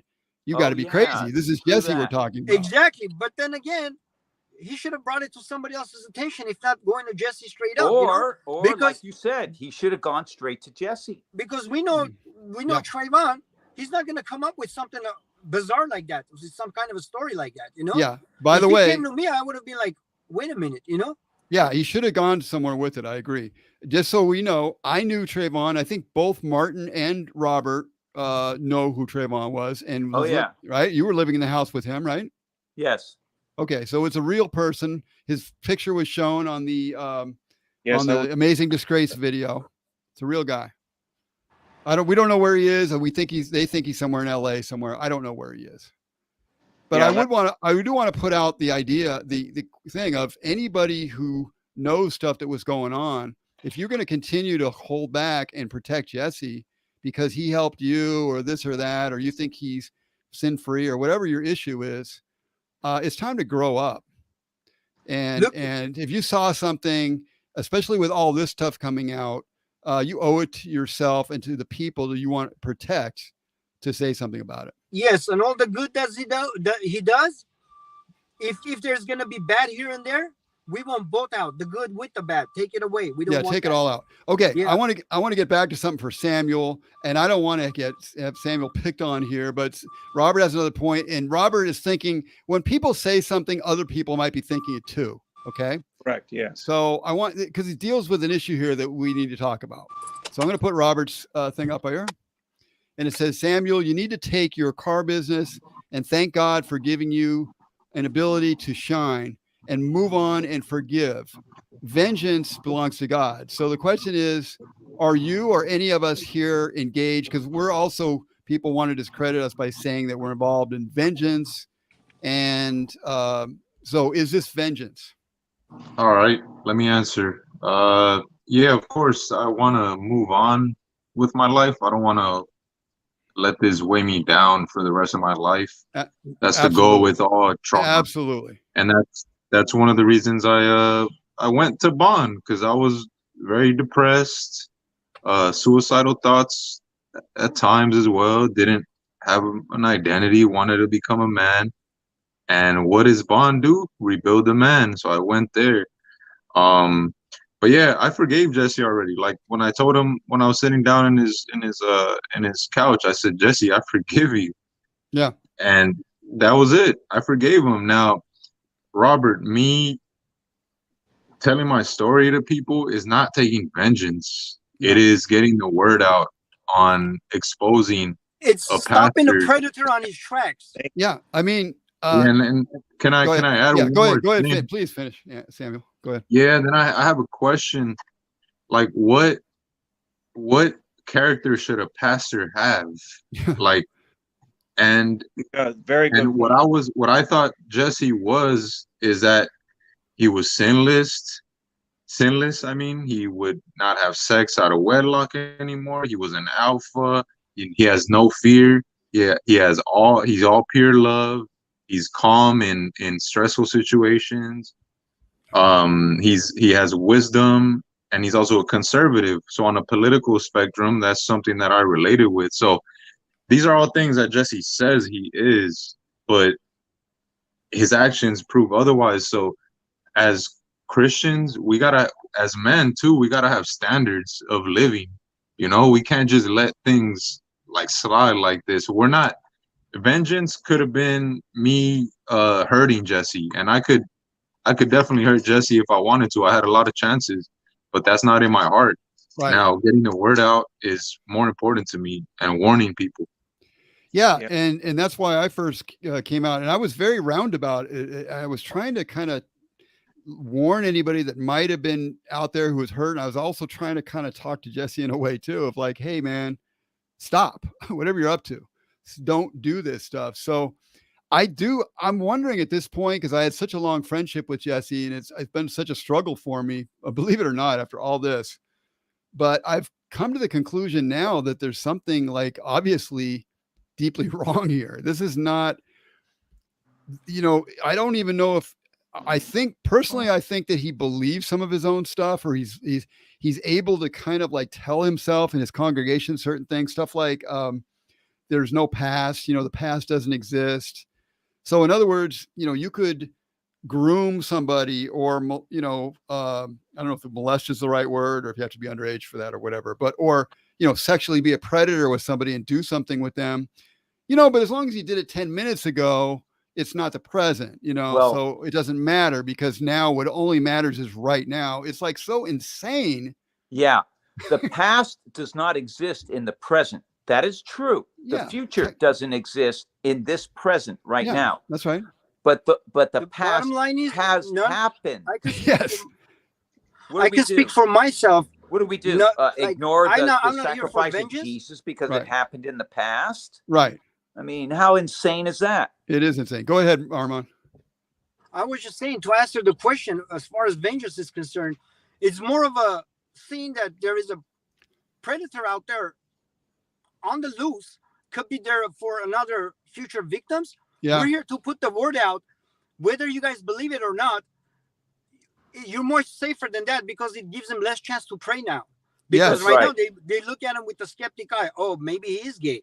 So the way he would approach anything sexual, you would see it as sexual. You Yes. would no longer dismiss it as being anything but sexual, just like we did dismiss it, you know? You're kind of defanging the monster and giving people a warning so that they can't, because there is a key there, is it takes two to tango. So if people are aware, then he can't pull the same stuff on them if That's they're already correct. aware of it. Yes. And the funny thing is, all this time, there's accusations that came out, Me Too, and this and that. He was quick to shut down. At one point, he defended Harvey Weinstein.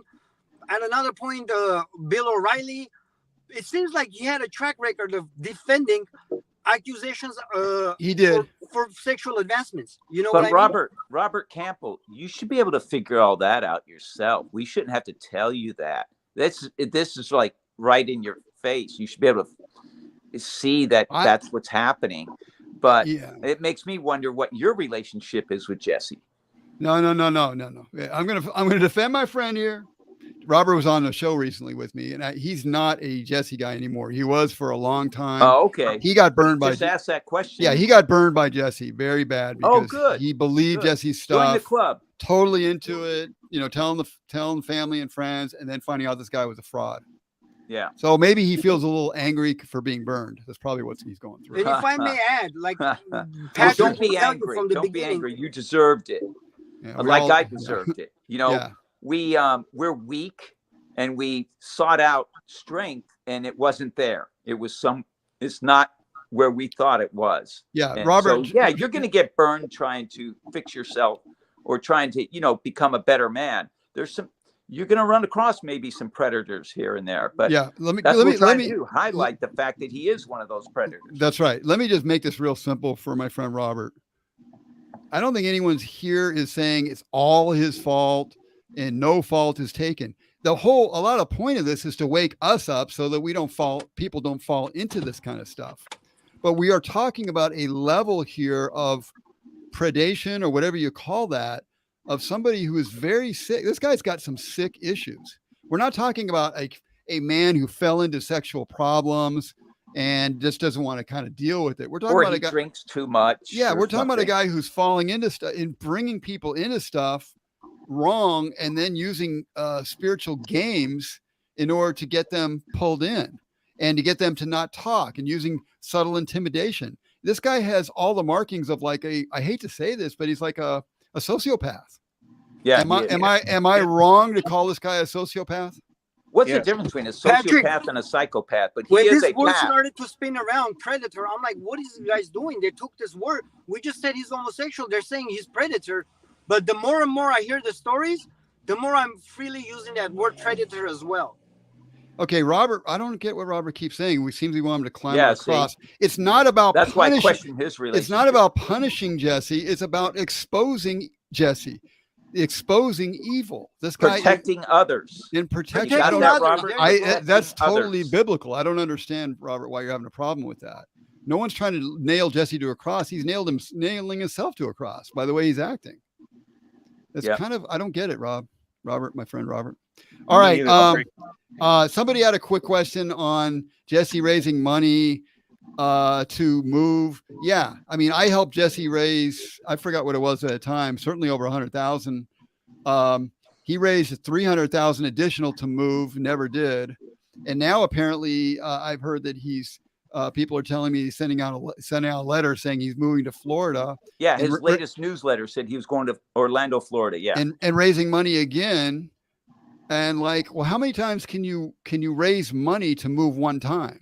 Can I add to it, Patrick? Yeah, go ahead. When I started getting skeptical about all this, right? Yeah. In his presence, is he the man he's portraying to be, or he's actually a homosexual predator, right? I'm sorry. In presence of his cousin. Yeah. I said, tell us what Jesse was like before he was saved, right? Yeah. And he said he was a hustler. He knew how to make money. And now it makes sense for a hustler to say, hey, I'm going to make up a story that I was saved. I have the salvation. Yes. This is going to be my new hustle. Yes. And coming up with being black, conservative is looking like pretty unique. There were a lot of liberal black preachers out there, so I'm not going to succeed as much. Let me come off as a conservative one. Why do I doubt his conservative beliefs? Because the way he spoke about homosexuality and how he acts behind closed doors, Oh yeah, you then can't it makes believe a me word question he everything. says. It makes me question whether he's for or against abortion. It makes me question whether he's for or against, bearing arms. I don't Yeah. know this. He I- portrays I- to be a certain way. I- I don't Excellent know that. point. I agree with you about the hustle. I never would have said that even up until recently, because I always thought Jesse had some part of him that was really trying to help. Maybe he is trying to help in some weird way still. I'm still believing, but the hustle Help is himself. that he's sinless, sin-free, anger-free, and all this stuff, because that was the hook that got people like me and probably all you guys to say, oh, that's cool. I want to be like that, right? I want to be sin-free. How do you do it? And you go and hang around a guy and it's like if the guy knew how to play basketball and you wanted to learn how to be the best basketball player, you go, or you want to learn how to be a good plumber, you go around someone who can teach you how to plumb, and you think this guy can teach you how to be sin-free. Right? I did. Exactly. Anger-free, sin-free, no freak about sex. We know it's made up a lie right now. You're not moved by that stuff. Because I was jumping back and forth whether, he was lying from the beginning or he really had it and something happened to him. But according to him, once you have the salvation, you never go back to sin for life. So that means he never had it. He never had it. He never had it. Of course not. He never had it. Okay, I'm going to bring Robert in one time. I'm a glutton for punishment. Robert, I'm bringing you. You owe me a super chat or something. No, I'm just kidding. I'm featuring your stuff quite a bit here, Rob. Okay, Robert has one more point, and this is a good question too. I think I have an answer for it, but I'll let you guys talk too. No one here is talking about the power of Jesus, just about how powerful Jesse is. Any comments on that? Sounds like a typical Christian response. Can you read that one more time? Well, no one here is talking about the power of Jesus, just how powerful Jesse is. I have a quick answer for that, but I want to hear if anybody else does. Well, when you're weak yourself, you're weak-minded yourself, and you're up against somebody who is a manipulator, that's the power we're talking about. But of course, the power of Jesus is the power of truth. Once you find out the truth about yourself, once you find out the truth about Jesse, because the truth comes from God through Christ. Also, go ahead, Arman. I'm sorry. But he wants us to say Jesus at least once every half hour, so we sound, Christian. Exactly. We would think of us more like we're not talking here. We're not here to discuss the Bible. We're not here to do anything else, but expose somebody that exposure could save a potential victim, basically. This is an expose. This is what this show. I've had this show on many times, and I haven't gone into the subject matter because it hasn't been about that. This show is about an expose. Jesus exposed the Sadducees and the Pharisees and all the corrupt leaders of his time. He exposed those people. That's part of what Jesus did. As Christians, we are supposed to expose. I know you know that, Robert, so I'm a little surprised you're saying that. Just because we're not saying Jesus' name, everybody here believes in Jesus. There's no doubt about that. So I don't know what the issue is. Just because we're not using just Jesus' name here, trust me, we believe in Jesus here, and I think are doing his work in many ways here. Yeah. All right. I think I'm gonna try to wind up. I don't like to have like 3 hour. I did one yesterday for 3 hours and 40 minutes, man. That was something. But I like to do fairly quick things. It's Sunday night, people have a work week and whatever. So I know I couldn't get to a lot of stuff people said. I'm sorry about that. I'm gonna have to read all the stuff later. Do you guys, and I didn't get to a lot of the FAQs, but I think we made our point about the proof and all that stuff. I mean, you're not looking at that from that. You're watching too much CSI stuff on TV. You're looking for a video or a picture or this or this or this. That's not the relationship we had. Jesse is a very slick character. He's not a dummy like he says that he is. He's not a dummy, and he's not going to put his business out on texts.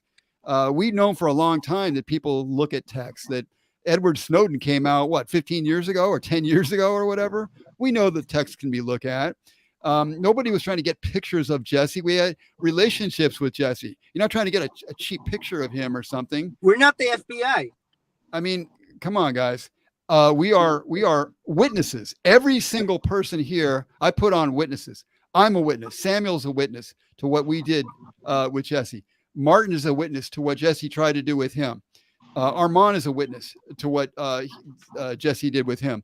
Robert, I'm going to try to bring Robert back in for the end. Robert's been very patient. I don't even know. Robert, are you there again? Yes, I'm here. Can you help? Can you hear us when you're off camera?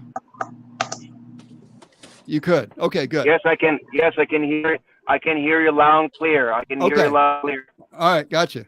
I'm saying that we're all here because we know something and we're witnesses to something that Jesse did, and we all know Jesse quite well, have been around him. We're not Johnny come latelys off the street here. So if you're thinking that, if you're really thinking that, it's time to kind of, I think, grow up. And sometimes I don't believe some of you anyway, because I think that you're just Jesse people who are not holding him to any standard whatsoever, asking him any questions at all, and then going and asking us for blood samples. It's kind of a little ridiculous. Hey, Patrick. Yes, go ahead, Samuel. Do you have that list of the FAQ that you've gotten? Oh my God. We could run through a few of them real fast. Okay. Where's the proof? We already did. Are you disgruntled? I guess in some ways we feel burned. I don't think we're happy with Jesse. Yeah, dumb question. Of course we're disgruntled. You're supposed to be disgruntled when you got ripped off. I'm like, yeah. Okay. Very much disgruntled in the sense that it was the hardest thing for me to do because I see him as a friend. It's just when he doesn't come clean with it, understanding there may be future victims, that's why I decided to do this. But as far as, what's the word, disgruntled, I'm not. Okay. Here's a good question. Somebody just asked Caleb, why now? And this is probably another FAQ. Why now? Why now after all these years? Now you guys are coming out. Why so many years? And now Martin, because we were fooled for so many years. Period. Because we didn't know what to make of it until Patrick's testimony came that he actually had sexual relationship. Then we had flashbacks. Wait a minute. So this incident meant this. You start putting stuff together. Before. Yeah, then we started putting stuff together. Putting it all together. Then things come together. It started to manifest itself. All right, go ahead, Aunt Samuel. Yeah, and also because the psychology that goes into going through something like this, whether you're somebody that was involved in sexual, relationship with Jesse in any kind, or you just saw some weird stuff, it's like, it's hard when you see somebody as what they say they are, as a pastor that doesn't sin, that is an alpha, that has pure love, that he hates nobody. He always tells the truth. When that's the reality that you hear in your mind, and then you see something, you don't question it. Like it just kind of, it's like a little blip in your reality that you don't question anymore. So why now? Because it takes a while for reality to like set in. It's like you kind of dip your toe in it, and then you're like, man, well, what I see is real, so I need to share it or let people know about it. Amen. That's why it takes a while. Yeah, he guides you out of the reality. Yeah, I'm going to move fast on some stuff. Is Hannity still on the board of bond? Is Sean Hannity still on the board of bond? Well, probably. He was on the advisory board of bond for, as was Dennis Prager and others, and probably still are.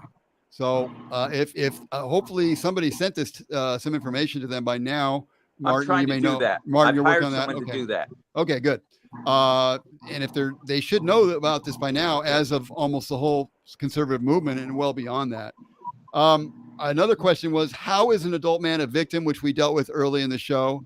People don't understand, especially if you had been molested, you had some trauma in your life. I hear a lot of, I think it was crap on the internet by people. There's a lot of like armchair people that are supposedly looking at our body language. Oh yeah, they're lying. I know body language. Or get out of here. It's so ridiculous. And then I see other ones saying, I see a classic one by men. I saw one saying, "Oh, if he tried to do that to me, knock him out." Well, okay. yeah. Well, some guys are. They do have a little bit more strength. We didn't. So right. Okay, bully for you. Great. Yeah, good for you. Go ahead, Sam. You want to answer that? Yeah, real quick. We are victims of betrayal of trust. Yes. In one form or another. Martin, for trusting that Jesse said, or he believed that Jesse was who he said he was. Arman, he really trusted him. Robert. He gave a lot of his time, energy, and his life to bond to Jesse, and and then other people around him. I do have a feeling of betrayal. Robert, you're cutting into Oh. yeah, but you're cutting into Samuel. Can you hear me? Robert, did you know you were going over Samuel? Oh, okay, sorry. We're losing you again anyway, Rob, I think. And betrayal of his fans and supporters, their trust, they're victims of betrayal of trust. For to put it simply, like, you believe that he's a Christian pastor. He tells you he's a Christian. You donate to him, you buy his merch, you support all the events he's at, you buy his books, and then the reality is that he's not who he says he is, and that's a betrayal. You're a victim of betrayal of trust. Yeah. Also, if you noticed in the documentary, none of us comes out to say, look what happened to us, poor me. We're not looking for sympathy, none of that. We don't want that victim label. It's embarrassing for us as men. That's right. Being a label taking onto that name victim. So we're not looking for sympathy. We're not suing anybody. This is all out there to just expose him so that few lives can be saved. Let me just say it that way. Yeah. I'm going to be a little dramatic about it, but yeah. Let me try to get Rob. Lives. Yeah, yes. Robert, if you're still there, we'll try to get you in, but I think it's a little hopeless at this point. Is it working? I don't think it's working. Yeah, the reception is pretty bad. Yeah, the reception here is really bad here. If you can hear what I'm saying.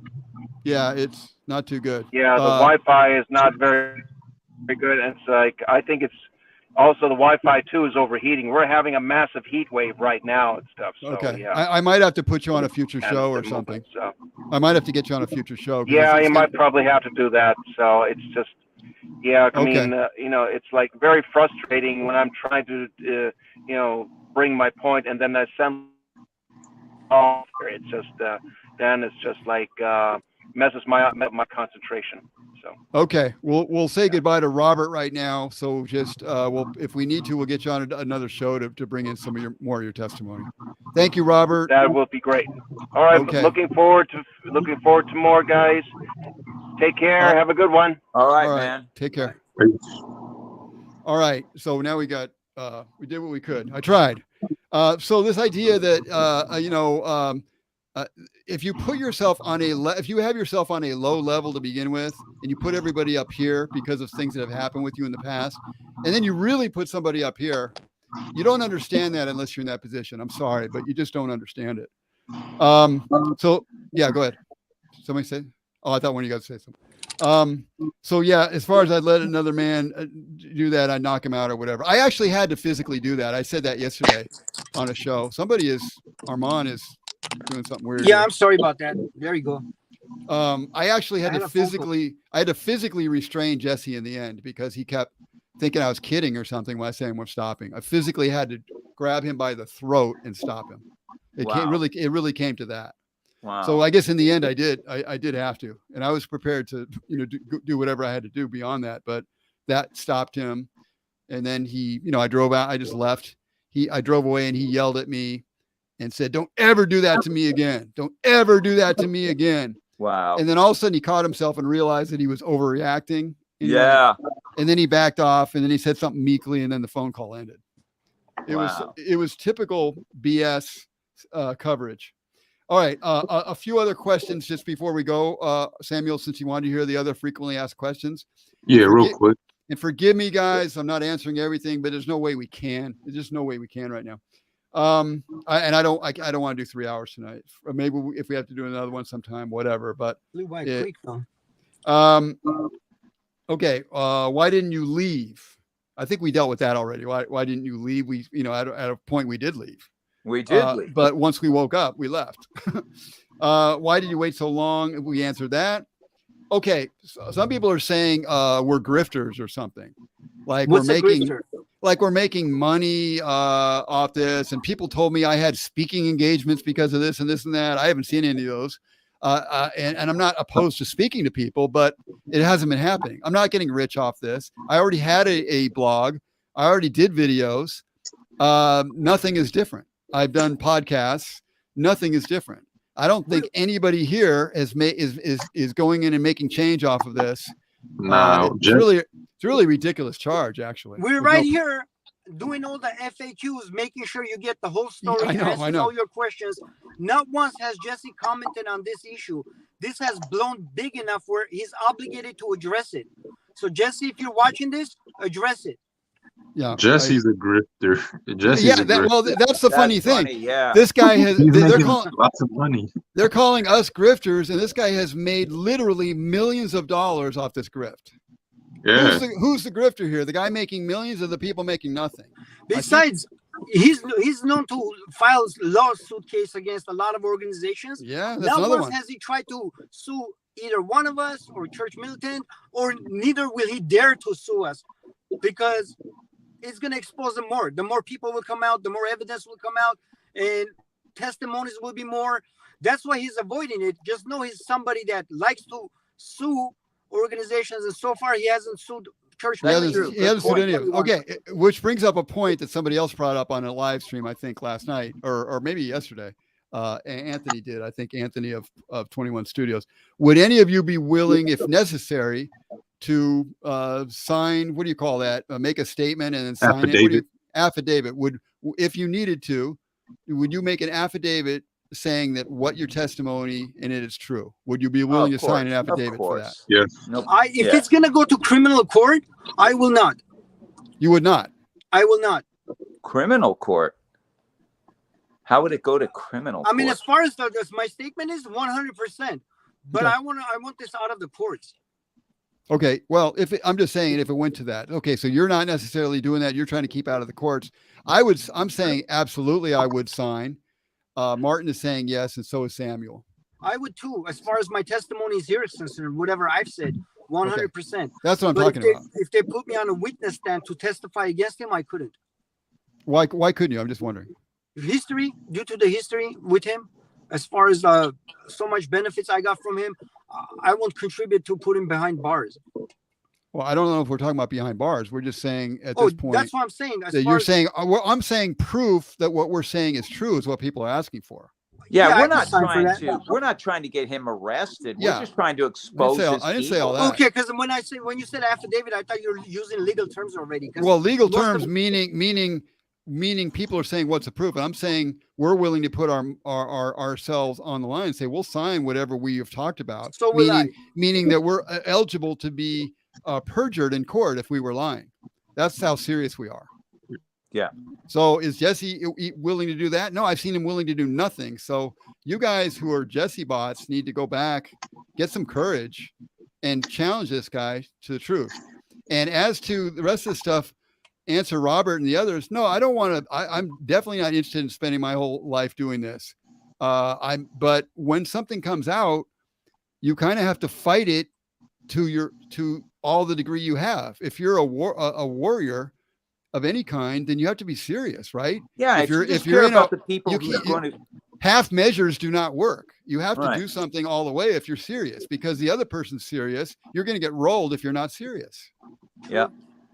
So anyway, Uh, that's can My I answer is answer? yes to that. Yeah, I go will ahead. sign an Go ahead, affidavit Samuel. then. What's that, Sam? Arman? My real answer quick? is yes to that. I will sign Okay, an affidavit. Very good. Go ahead, Samuel. Steve J in the chat asked, how does Jesse justify his homosexual behavior? And my answer to that is he justifies it that is just a mistake. It's a weakness that just he gave into in the moment. And the way I know that is because the last time I ever saw him, he showed up to my house in the morning after the JOP show on a Friday morning. And I found out because my mom texted me, hey, or she actually knocked on my door. She said, hey, there's a black man outside here for you. And I was barely waking up, and he wanted to come into my house. When I opened the gate, he wanted to come in. I was like, nah, you're not coming in here. But anyways, real brief, I went into his car, and then I asked him, Jesse, are you gay? And he's like, no. What I did to you, it was just a weakness. That's it. Well, So that's how he justified it. So it's funny that Jesse is backing away from being called gay, but he's quick to call any of us or other people gay. You notice that? Yeah. He wants to call us. Like At the drop of a hat, he'll call you gay. But as soon as you see him, it's like you poured water on the witch or something. Yeah, because at one point he did, like the day when he first did that to me, the next day I told him, like, Jesse, man, I don't feel good because now I feel like I'm gay now. Like I don't like to, like, I was questioning, like, does that mean I'm gay now because I let you do that to me? Mm. And he was like, oh, he laughs. He's like, Satan told me you were gay. And I'll repeat that. Satan told me you were gay. So he said Satan told me, meaning Jesse, you are gay, Samuel. Yeah. So, but what was interesting about that situation is that I was like, oh, that made me feel bad because I don't want to be that, you know? And it still was what made it worse is Jesse saying it, because even then, like, at that moment, I was asking Jesse advice how to deal with this, even though he's the one that did it. Yeah, right. So and the reason and then fast forward to the last time I ever saw him, when he showed up at my house, I told him, I'm like, look, Jesse, I never questioned you if you were gay. I always questioned myself, like, why did I allow him to do it? Was wrong with me? But I never questioned you. I should have asked you that day, the next day, Jesse, are you gay? Yes, and as soon as I said that, he's like, no. No. That was just a moment of weakness. Yeah, amen. Arman, you got a lot of static going because I think you keep touching the. Has it gone away yet or not? Now it is. It's fine now. Okay. A quick question for Martin. Mercedes Marcos says, can Martin talk about the proof on how Jesse requested porn channels at the Bond house that he mentioned as on a protest video? No, of course not. I mean, he didn't put it in writing. He didn't ask me in an email to do it. So even if when I purchased it, I can't prove that I purchased it for Jesse. No, I can't. Okay. But I did purchase it for him because I would never pay for it myself. I was getting I was a porn freak, and I was getting it for free on the Pornhub or something.com or something. Whatever. So I didn't want to pay for that stuff. Yeah. And so you were into stuff for years until we talked. I think when I put out the article, maybe before that, you kind of woke up to it. But the interesting thing is, you had the Jesse philosophy of Jesus, God is just going to clean your heart up. It's all about the heart. And therefore you can be into porn for 30 years and it's okay because there's a separation between the body and the spirit, right? Like your body is just the body. He kind of he had Jesse had he did a interview with Church Militant, with the guy from Church Militant, the head guy, Michael, in which he was basically, they were arguing whether Jesus ascended from the tomb. Did he walk out of the tomb in body, which the Bible says? And Jesse was all about, no, Jesus left in the spirit. He didn't necessarily deny that, but it was all about the spirit. So Jesse's philosophy, his theology goes hand in hand with his homosexuality, which is to negate the importance of the body, even though the Bible talks about how important sexual sins are. But Jesse has made and the body is the temple of God. Temple of God. And Jesse will never, I've never heard anybody read from the Bible at Bond about sexual sins of the body. Those parts of the Bible that I'm aware of are never read at Bond, have ever been read at Bond that I'm aware of. Has any one of you guys ever heard sexual sins talked about and they read the Bible once in a while? Never. And one thing I've realized is that Jesse's false teaching, it is a license. It gives his church members a license to sin. Yes. And anybody that listens to him, it gives you a license to sin, rather than taking up your cross and following Jesus Christ and turning away from sin. Yes. No matter what, willing yourself to stay away from sin, because you understand that on the final day, you're going to have to come in front of God and account for what you did. Jesse doesn't teach the fear. He doesn't impart the fear of God on you. He gives you a license to sin. He tells you, oh, it's okay as long as you don't have anger. As long as you don't have anger, you're okay. God forgives you. God forgives you. As long as you don't have anger, you don't hate another person, you're okay. It's insane. It's really insane. Okay. Am I going to set a record here and bring Robert in one more time? I'm a glutton for punishment, huh? Well, you know what I want to say about Oh, go ahead, Martin. Yeah. Listen, I don't throw out the baby with the bathwater. In fact, the reason why I was so much into porn is because I wasn't doing the observation prayer as Roy Masters teaches it. Yes. Once I did that, then my sexual sins went away.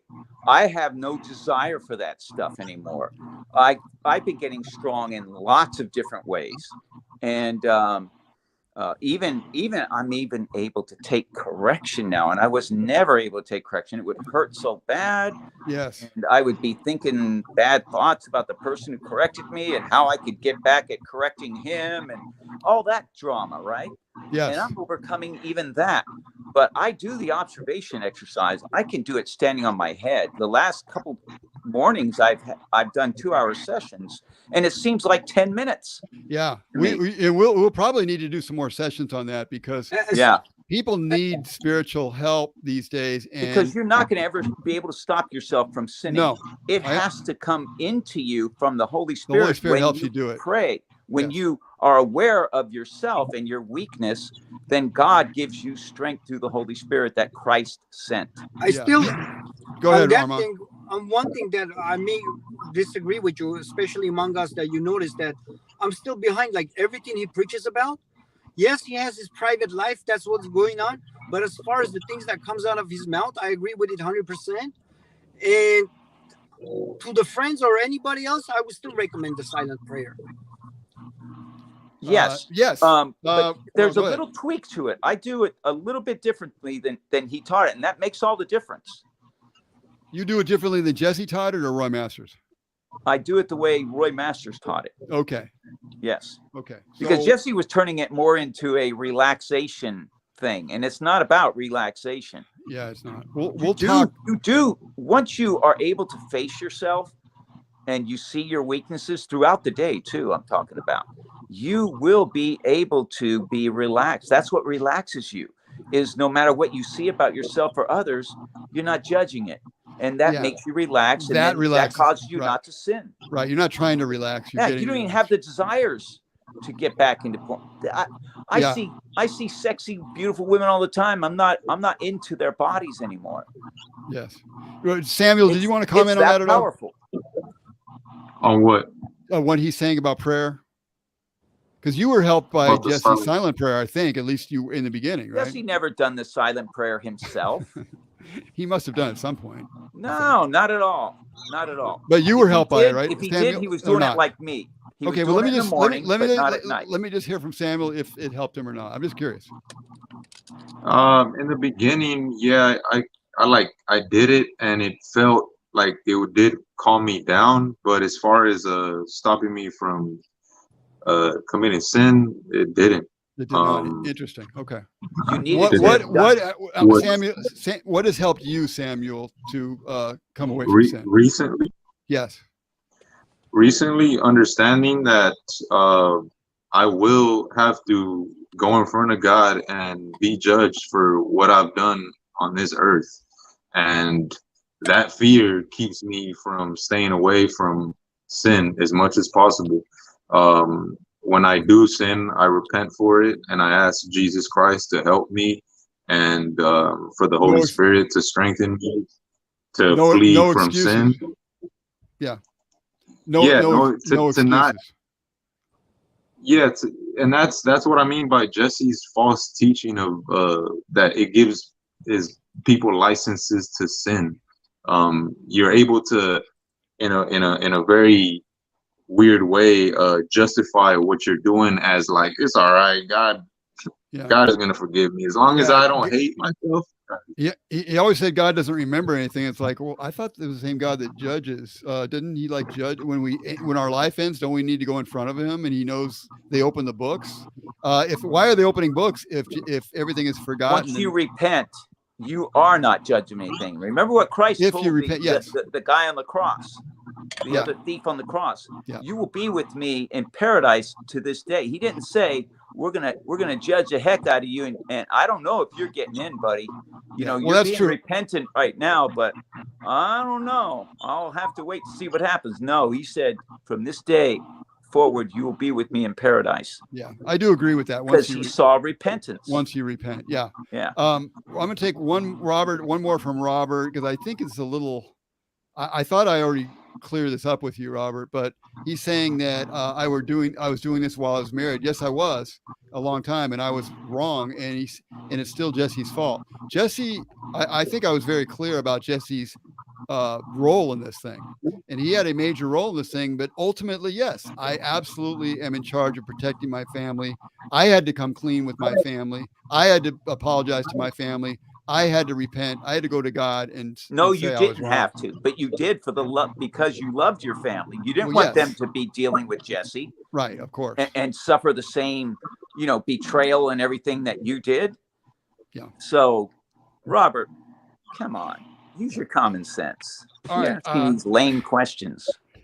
But yeah, I did want to clear that up, because obviously I did have fault, and I did have to go back, or have to is the word I'm using, have to, because I knew what I kind of had to do in a spiritual sense. I had to go back.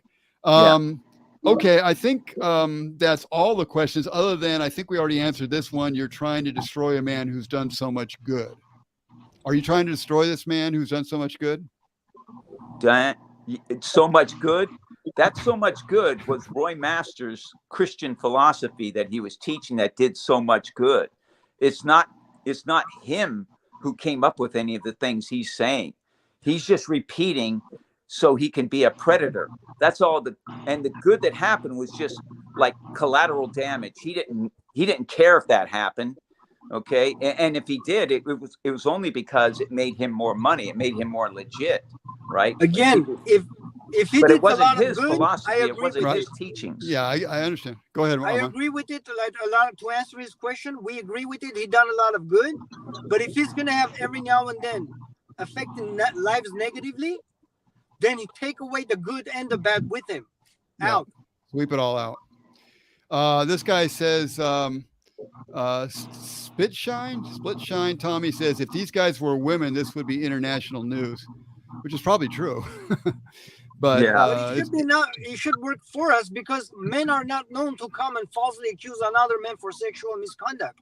Yeah, true that. It's usually, it's mostly women, and then we get suspicious. We start asking questions. We catch them lying. But when was the last time we heard men accuse another man falsely for sexual misconduct? I don't think it really... well, it happened in the Catholic Church. That's why falsely? Church Militant backed up. Falsely, right. False, not falsely. He's saying falsely. I'm saying that never happens, right? Yeah, so yeah. Why, it doesn't happen. I don't think it. Yeah, I don't think it Right. happens very often where men are accusing men and falsely accusing them. Yeah, right. That's what I mean. Right, right. That happened. Yeah. So okay. for some reason, I don't know why they, believe it. You just have two sides of the story, but you only have one side. Get the other side. Right. The other side is silent. That's right. Let's get some practical things here. Unless Jesse really repents, here's what this guy's saying is going to happen. Conservo Virtuous says Jesse can't admit it. His persona and livelihood is based on opposition to it. Yeah. Of course, it would be like a famous pastor admitting he's a serial rapist or something. All the prestige and wealth is in jeopardy.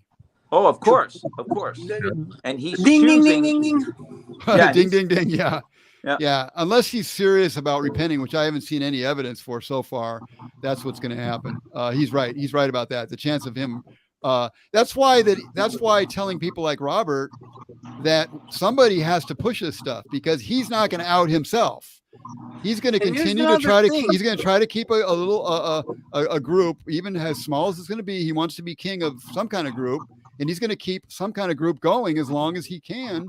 And if people don't say anything, he's going to keep doing what he's doing. He has recently removed that title of reverend or something. He says, "Don't call me reverend" or this and that. Maybe it's to save a face to keep talking on the other aspects of life. Right. He's no longer saying, I think, that he's sin-free either, right? I don't think he's saying right. that. No, yeah, I think he's dropped all that stuff. The story has changed into suddenly he has vice now. Suddenly. Yeah, suddenly well, he's human. He's kind of like adjusted for the new generation who doesn't hold a moral account as much. Yeah. That's what I think. I think he's adjusting as the story comes out. He's a very smart guy. And the devil working through him is very smart. He's adjusting as the story comes out. He understands the market. He knows who he's appealing, and he knows who he can hold on to. Yes, that's right. Now we still have a guy like Caleb. I can't quite read. I'm losing my eyesight. Caleb is saying, "Where's the evidence? Text, email, phone conversation, nothing." So we have a guy. We answered that already. Caleb, go to Jesse. Caleb, go to Jesse. Yeah, go to Jesse. We have a guy who you answer something and all they do is repeat. They just keep repeating the same stuff, no matter what you tell him. So he may not have heard before, Pat. Well, no, come on. This guy came in at 9:53. Oh, okay. This was only like 15 minutes ago. Give me a break, Caleb. Yeah, Caleb is a liar. Yeah, Caleb, you're full of it. Sorry. Let's see. I'm just scrolling a little bit at the end, trying to get a few comments before we're out. If you guys have any that's all I really have. And I think we should end on a note of spirituality, which Martin, I'm glad you brought that in because maybe we need to do other shows on this or whatever, but because Jesse isn't teaching this stuff right, but maybe we need to have prayer shows here and there or something. But the prayer, I don't do the exact prayer typically, like probably the Roy Masters one exactly. I don't move the finger thing too much. I don't do that anymore either. Oh, you don't? Okay, interesting. Yeah, from time to time though. From time to time I do. I'm always aware of my body, whether it's my feet or my hands or whatever. I notice, and that keeps that doesn't keep me in the present. It just verifies I'm in the present. If we it's just like when you wake up from sleep. You feel your body, you verify you're in the earth, you're not in a dream. Right. So if anybody wants us to do any more stuff on prayer, we can, because we haven't done one of those for a while, but ultimately that's where it's at. I mean, it's not ultimately it's out seeing evil, exposing it, but within living a good yourself first. Yes. And within yourself first. Yes. I mean, one thing I've done, thank God, and I started doing the Roy Masters prayer way back. I mean, I go all the way back to the mid 80s, to be honest. You probably went further than I did, Martin, when you first started playing with this stuff or doing it a little bit. Right. But yeah, it was around, I heard Roy first around 1976, something like that. Oh my God. So he was on the Golden Gospel Giant. One thing I've never done, I've done a lot of things wrong in my life. Trust me, my life's an open book at this point. One thing I didn't do wrong though, is I didn't stop praying. And I did my prayer morning and night every day for the last whatever. I mean, what's 1985 till now, whatever that is, a long time. So I screwed up in a lot of ways and I've kind of got off prayer and haven't taken it as seriously. Nighttime prayer, I screwed up and didn't do nighttime prayer. That was my deal. Martin had that issue. But when I brought nighttime prayer back in, as Martin did, our life started getting better and God started working it like straight up. Very important. So be consistent. There's nothing like consistency, guys. Nothing like consistency. Kyle Reese says Jesse doesn't have to do anything. I mean, you either have no soul, Kyle, or something like you don't care about your you've fellow been lying man. for 31 years to your TV radio audience. You need to come forward and confess. Yeah. And then shut down your organization because it's a rat's nest. Yeah, it's pathetic. I don't think. What do people think? Let's have a closing thing here. What do you think should be done regarding Jesse and Bond at this point? What makes sense? Martin, go ahead, Martin. Finish what you were saying. Well, what makes sense is what we've done. We've helped expose him. Now it's up to the people because we ain't going to be doing this forever. Yeah. As long as Jesse's doing his thing, and that's what Jesse's counting on, but we're not. And so other people need to pick up the ball, run with it, do what they want to do. But we're trying to help the people understand that there is a question about Jesse's character. And Jesse as a Christian pastor, you need to have good character. He's going to try to outlast this thing as he's doing so far. He's going to ignore it until he absolutely has to deal with it. He thinks he's being cute, like he's being another Trump or something. Like, I'm going to double down every time they come after me. He's looking like a fool, in my opinion, but it could work on certain people who are just kind of brainwashed to begin with and are just just newcomers. Just keep bringing new blood in there. Yes. And I want to say, go ahead, on Arman. This side, because we know the truth, when we read those comments, it's sad to see like many people don't have it in them to detect it. And I want to give a shout out to Church Militant and Studio 21 for buying into it. Yeah, thank you, Arman. Going Arman. out with confidence. Yes. Right on. They went out with confidence, and I want to add that I give you the utmost confidence to move forward with this because we are 100% standing what we say, and it's all true. Yeah. Yes, I agree. Now, just to finish Conservo Virtus comment, he says the notion he just doesn't want to respond is nonsense. Trust me, he doesn't want to respond. These allegations will do profound damage to his reputation, rightfully so, and probably livelihood. The notion he just doesn't care is utterly farcical. What you don't understand, Conservo Virtus, about Jesse, which I know and these men know by now, is really Jesse doesn't care. He's one of those kind of narcissistic people who don't care what kind of damage he does. I think he's proven that. Yep. Possible. You guys, Yeah. Oh, and he definitely cares about his reputation, of course. His own, If yes. you're preaching virtue, of course your reputation is everything. Morality, masculinity, those are his rhetoric, and bringing homosexuality in here, it takes the level of hypocrisy to another level. He knows that. Yeah. Yes. And new quote, Split Shine Tommy again says, not to mention his 501c3 non-taxable church status, shame on Jesse, which he called himself a Christian minister. In order to get a church like that, a religious nonprofit, you're calling yourself a Christian minister.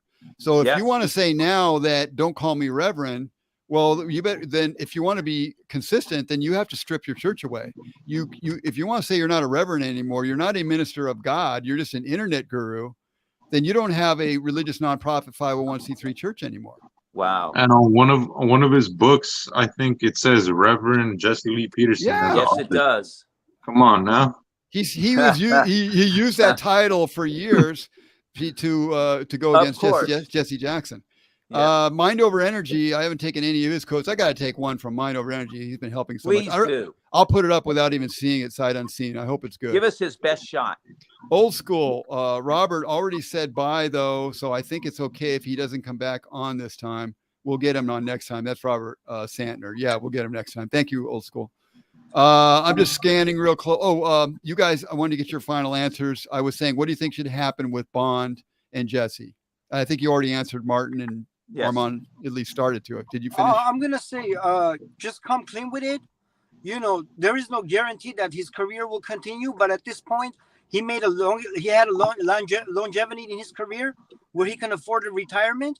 He can just get away instead of looking bad right now. He can make himself look worse, or he can just live it as is. Just walk away with a bad reputation. Come clean for your own soul's sake. Yeah, Jesse. I agree. And that brings up another comment. One more. I'm using and this guy's not paying me either. Conservo Virtus got another comment. I'm not even rich and famous, and I'd never totally tactically allow my reputation. Tacitly, sorry, thank you. Allow my reputation to be attacked like this. I think it's such a great statement because it shows me that what's more important to you. You know, it's like, what's that thing that Jesus said? What does it matter to gain the whole world if you lose your soul? So if you're not willing to deal with this stuff and you just want to keep your money and your people, what does that say about you? Are you really a Christian minister if you're into your things like that? No. Yeah, he's never been. Yeah. All right. Amen. Amen. Annette Holland. Samuel, I didn't get your finish. What do you want to see happen here? I want to see Bond not be in a Christian organization anymore, no church, because Jesse has proven he's not fit to be a Christian pastor, Christian leader. So, and agreed. And Bond, without Jesse, Bond is really nothing, because Jesse, I heard you talking about it on the last night's interview you did with Anthony and Joseph. Yeah. That the way Jesse has Bond set up is just him. There's no like checks and balances in it. You know, Jesse has been running amok, committing evil acts with people that trust him. Who knows what other things he's been doing, you know, like that aren't of good character. And that's what we need. People, men of good character to be leading, and he's showing that he's not fit for it. So Bond should close down. I agree. And Martin knows, because Martin is as close to a church elder there as any. but is there any real elder structure there that has any power at Bond, Martin? Oh, none. No, of course not. It Yeah. has to maybe Is- come down to the long time members of the church that knew him from day one, I guess. Well, I'm gonna, there. And what about financial structure? What kind of financial oversight is there at Bond? I'm just asking the question. Yeah. And I think we know what the answer is. I've not heard of Bond ever being audited or anything. The finances audited. Yeah. But I mean, who would pay for that anyway? It would have to come out of the church members' pockets. But the question I'll bring up is who's been overseeing anything all these years? I'm just asking the question, guys. Certainly not the advisory board. You would know, Patrick. You worked there. Yeah, I know a lot, and maybe someday I'll need to talk about more of that. Yeah. But yeah, I'm asking questions for a reason here. Okay. Very good, guys. I think I covered everything. I'm trying to get there's so many comments. I obviously can't get to everybody, but thank you everybody for coming tonight. There's so many good comments here. I'll probably have to read. Just read one more, Patrick. You got me curious. You want me to just go like this and spin around and pick one? Yes. Yeah. Pick a good one. Pick a good one. You want me to? I can remember from the things too, from the channel video comments. So Caleb says, was that said? Go ask Jesse, because that's not a good response. Well, it is a good response. How do these people give you all this information and then another guy gives you zero information and you're going to believe him? Okay. The word, Steve J says, the word is getting out slowly but surely thanks to you good righteous folk. Thank you, Steve. Thank you. Fabian, who's been in there trying. Day one, he's been in there for a long time. Thank you, Fabian. Eyewitness testimony is proof, sir. Many criminals have been convicted by such. Absolutely, eyewitness testimony counts. Yeah, good point. Okay, and here's another thing. We're not at the court, and you're not the jury to make up the decision right. for evidence and this and this and that. Leave it as is. If you're not sure, be patient about it. Yeah. There might come a time where he comes clean, and then you see yourself like, okay, maybe my radar to detect the BS from a truth was off a little bit. Yeah, good point. Amen. Okay, I'm just scanning still. Fights in here between Robert and Fabian. I'm going to leave those alone. Let's see. Yeah, Fabian can handle them. Yeah. Okay. Brian always has something pithy to say. Brian says, ever heard was seeking millions. These guys are seeking nothing. Heard. I think he meant Amber Heard. Yeah. Yeah. She was seeking a lot of money. We didn't seek any money. Conservo Virtua said, Bond is apparently a grooming organization just as bad as the left based on what I'm hearing. This is what's so weird, guys. This is what's so weird. Up until recently, I've been close to Jesse. After my first articles, I was still in phone contact with him. I just realized he was playing me at a certain point. I was too close to see the reality of all the grooming and stuff going on. I don't know if I'll ever know if I think that he thinks he's doing some good in there somewhere. I think he does, but I think he's so twisted. Like the Bible says that your conscience can become, what's that word they say? Seared. So seared that you don't see the difference between right and wrong on a certain way anymore. It's so messed up that he's become a false teacher who can't really distinguish between right and wrong. And not to absolve him, but just say that he's not clear anymore, not being guided by the Holy Spirit. That's clear. Yeah. And also another type of hypocrisy is he often accuses the left of silencing others, intimidating others, but to cover his tracks, he'd use the same tactics, silencing into intimidating into silence and things of that nature. So there's a hypocrisy there as far as pointing the finger to the left, saying that they do use these tactics.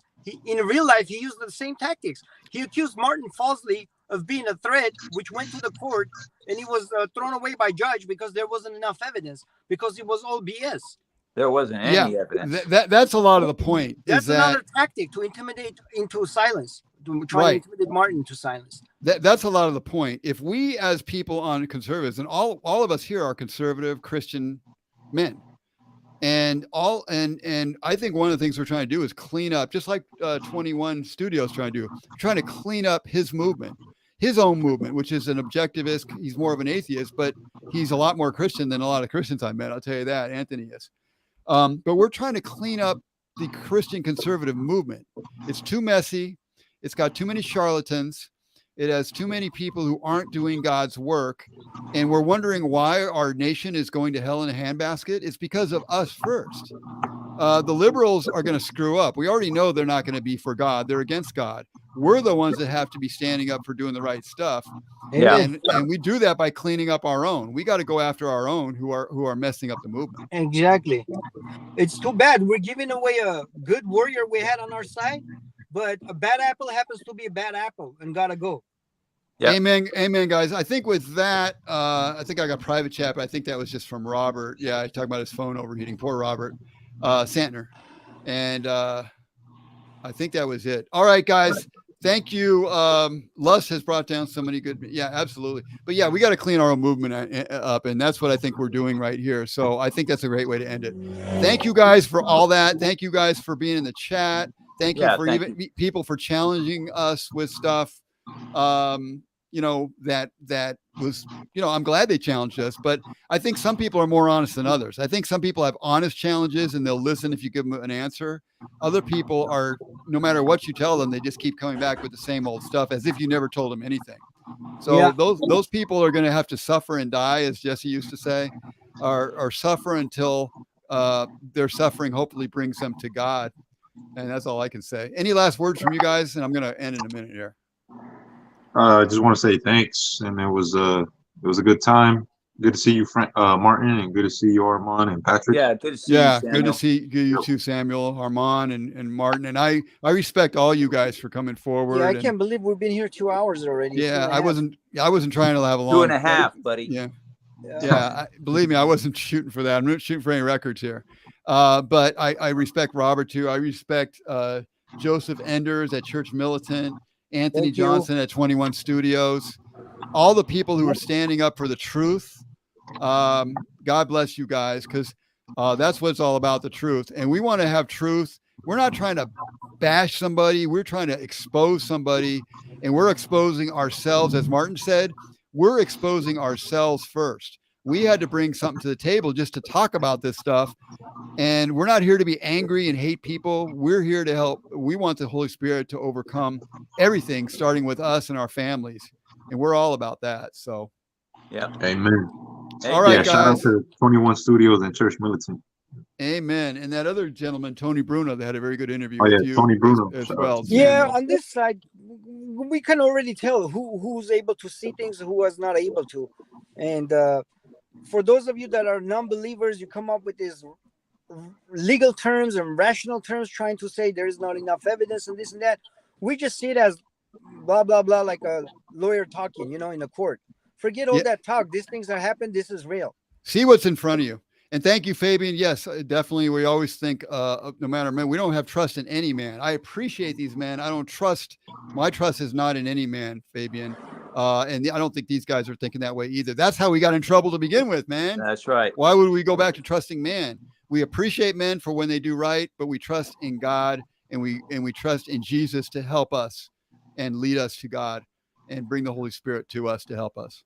So thank you, guys. God bless you. Thank you all. And we'll see. Oh, Tony Bruno. Right on, Tony Bruno. I'm going to put his thing on here just to close with Tony Bruno. God bless you, man. Thank you. I love watching your interview with Samuel, and you were right on. And we'll say goodbye to everybody. Thanks again, guys, for being there. Thank you, Patrick. Bye.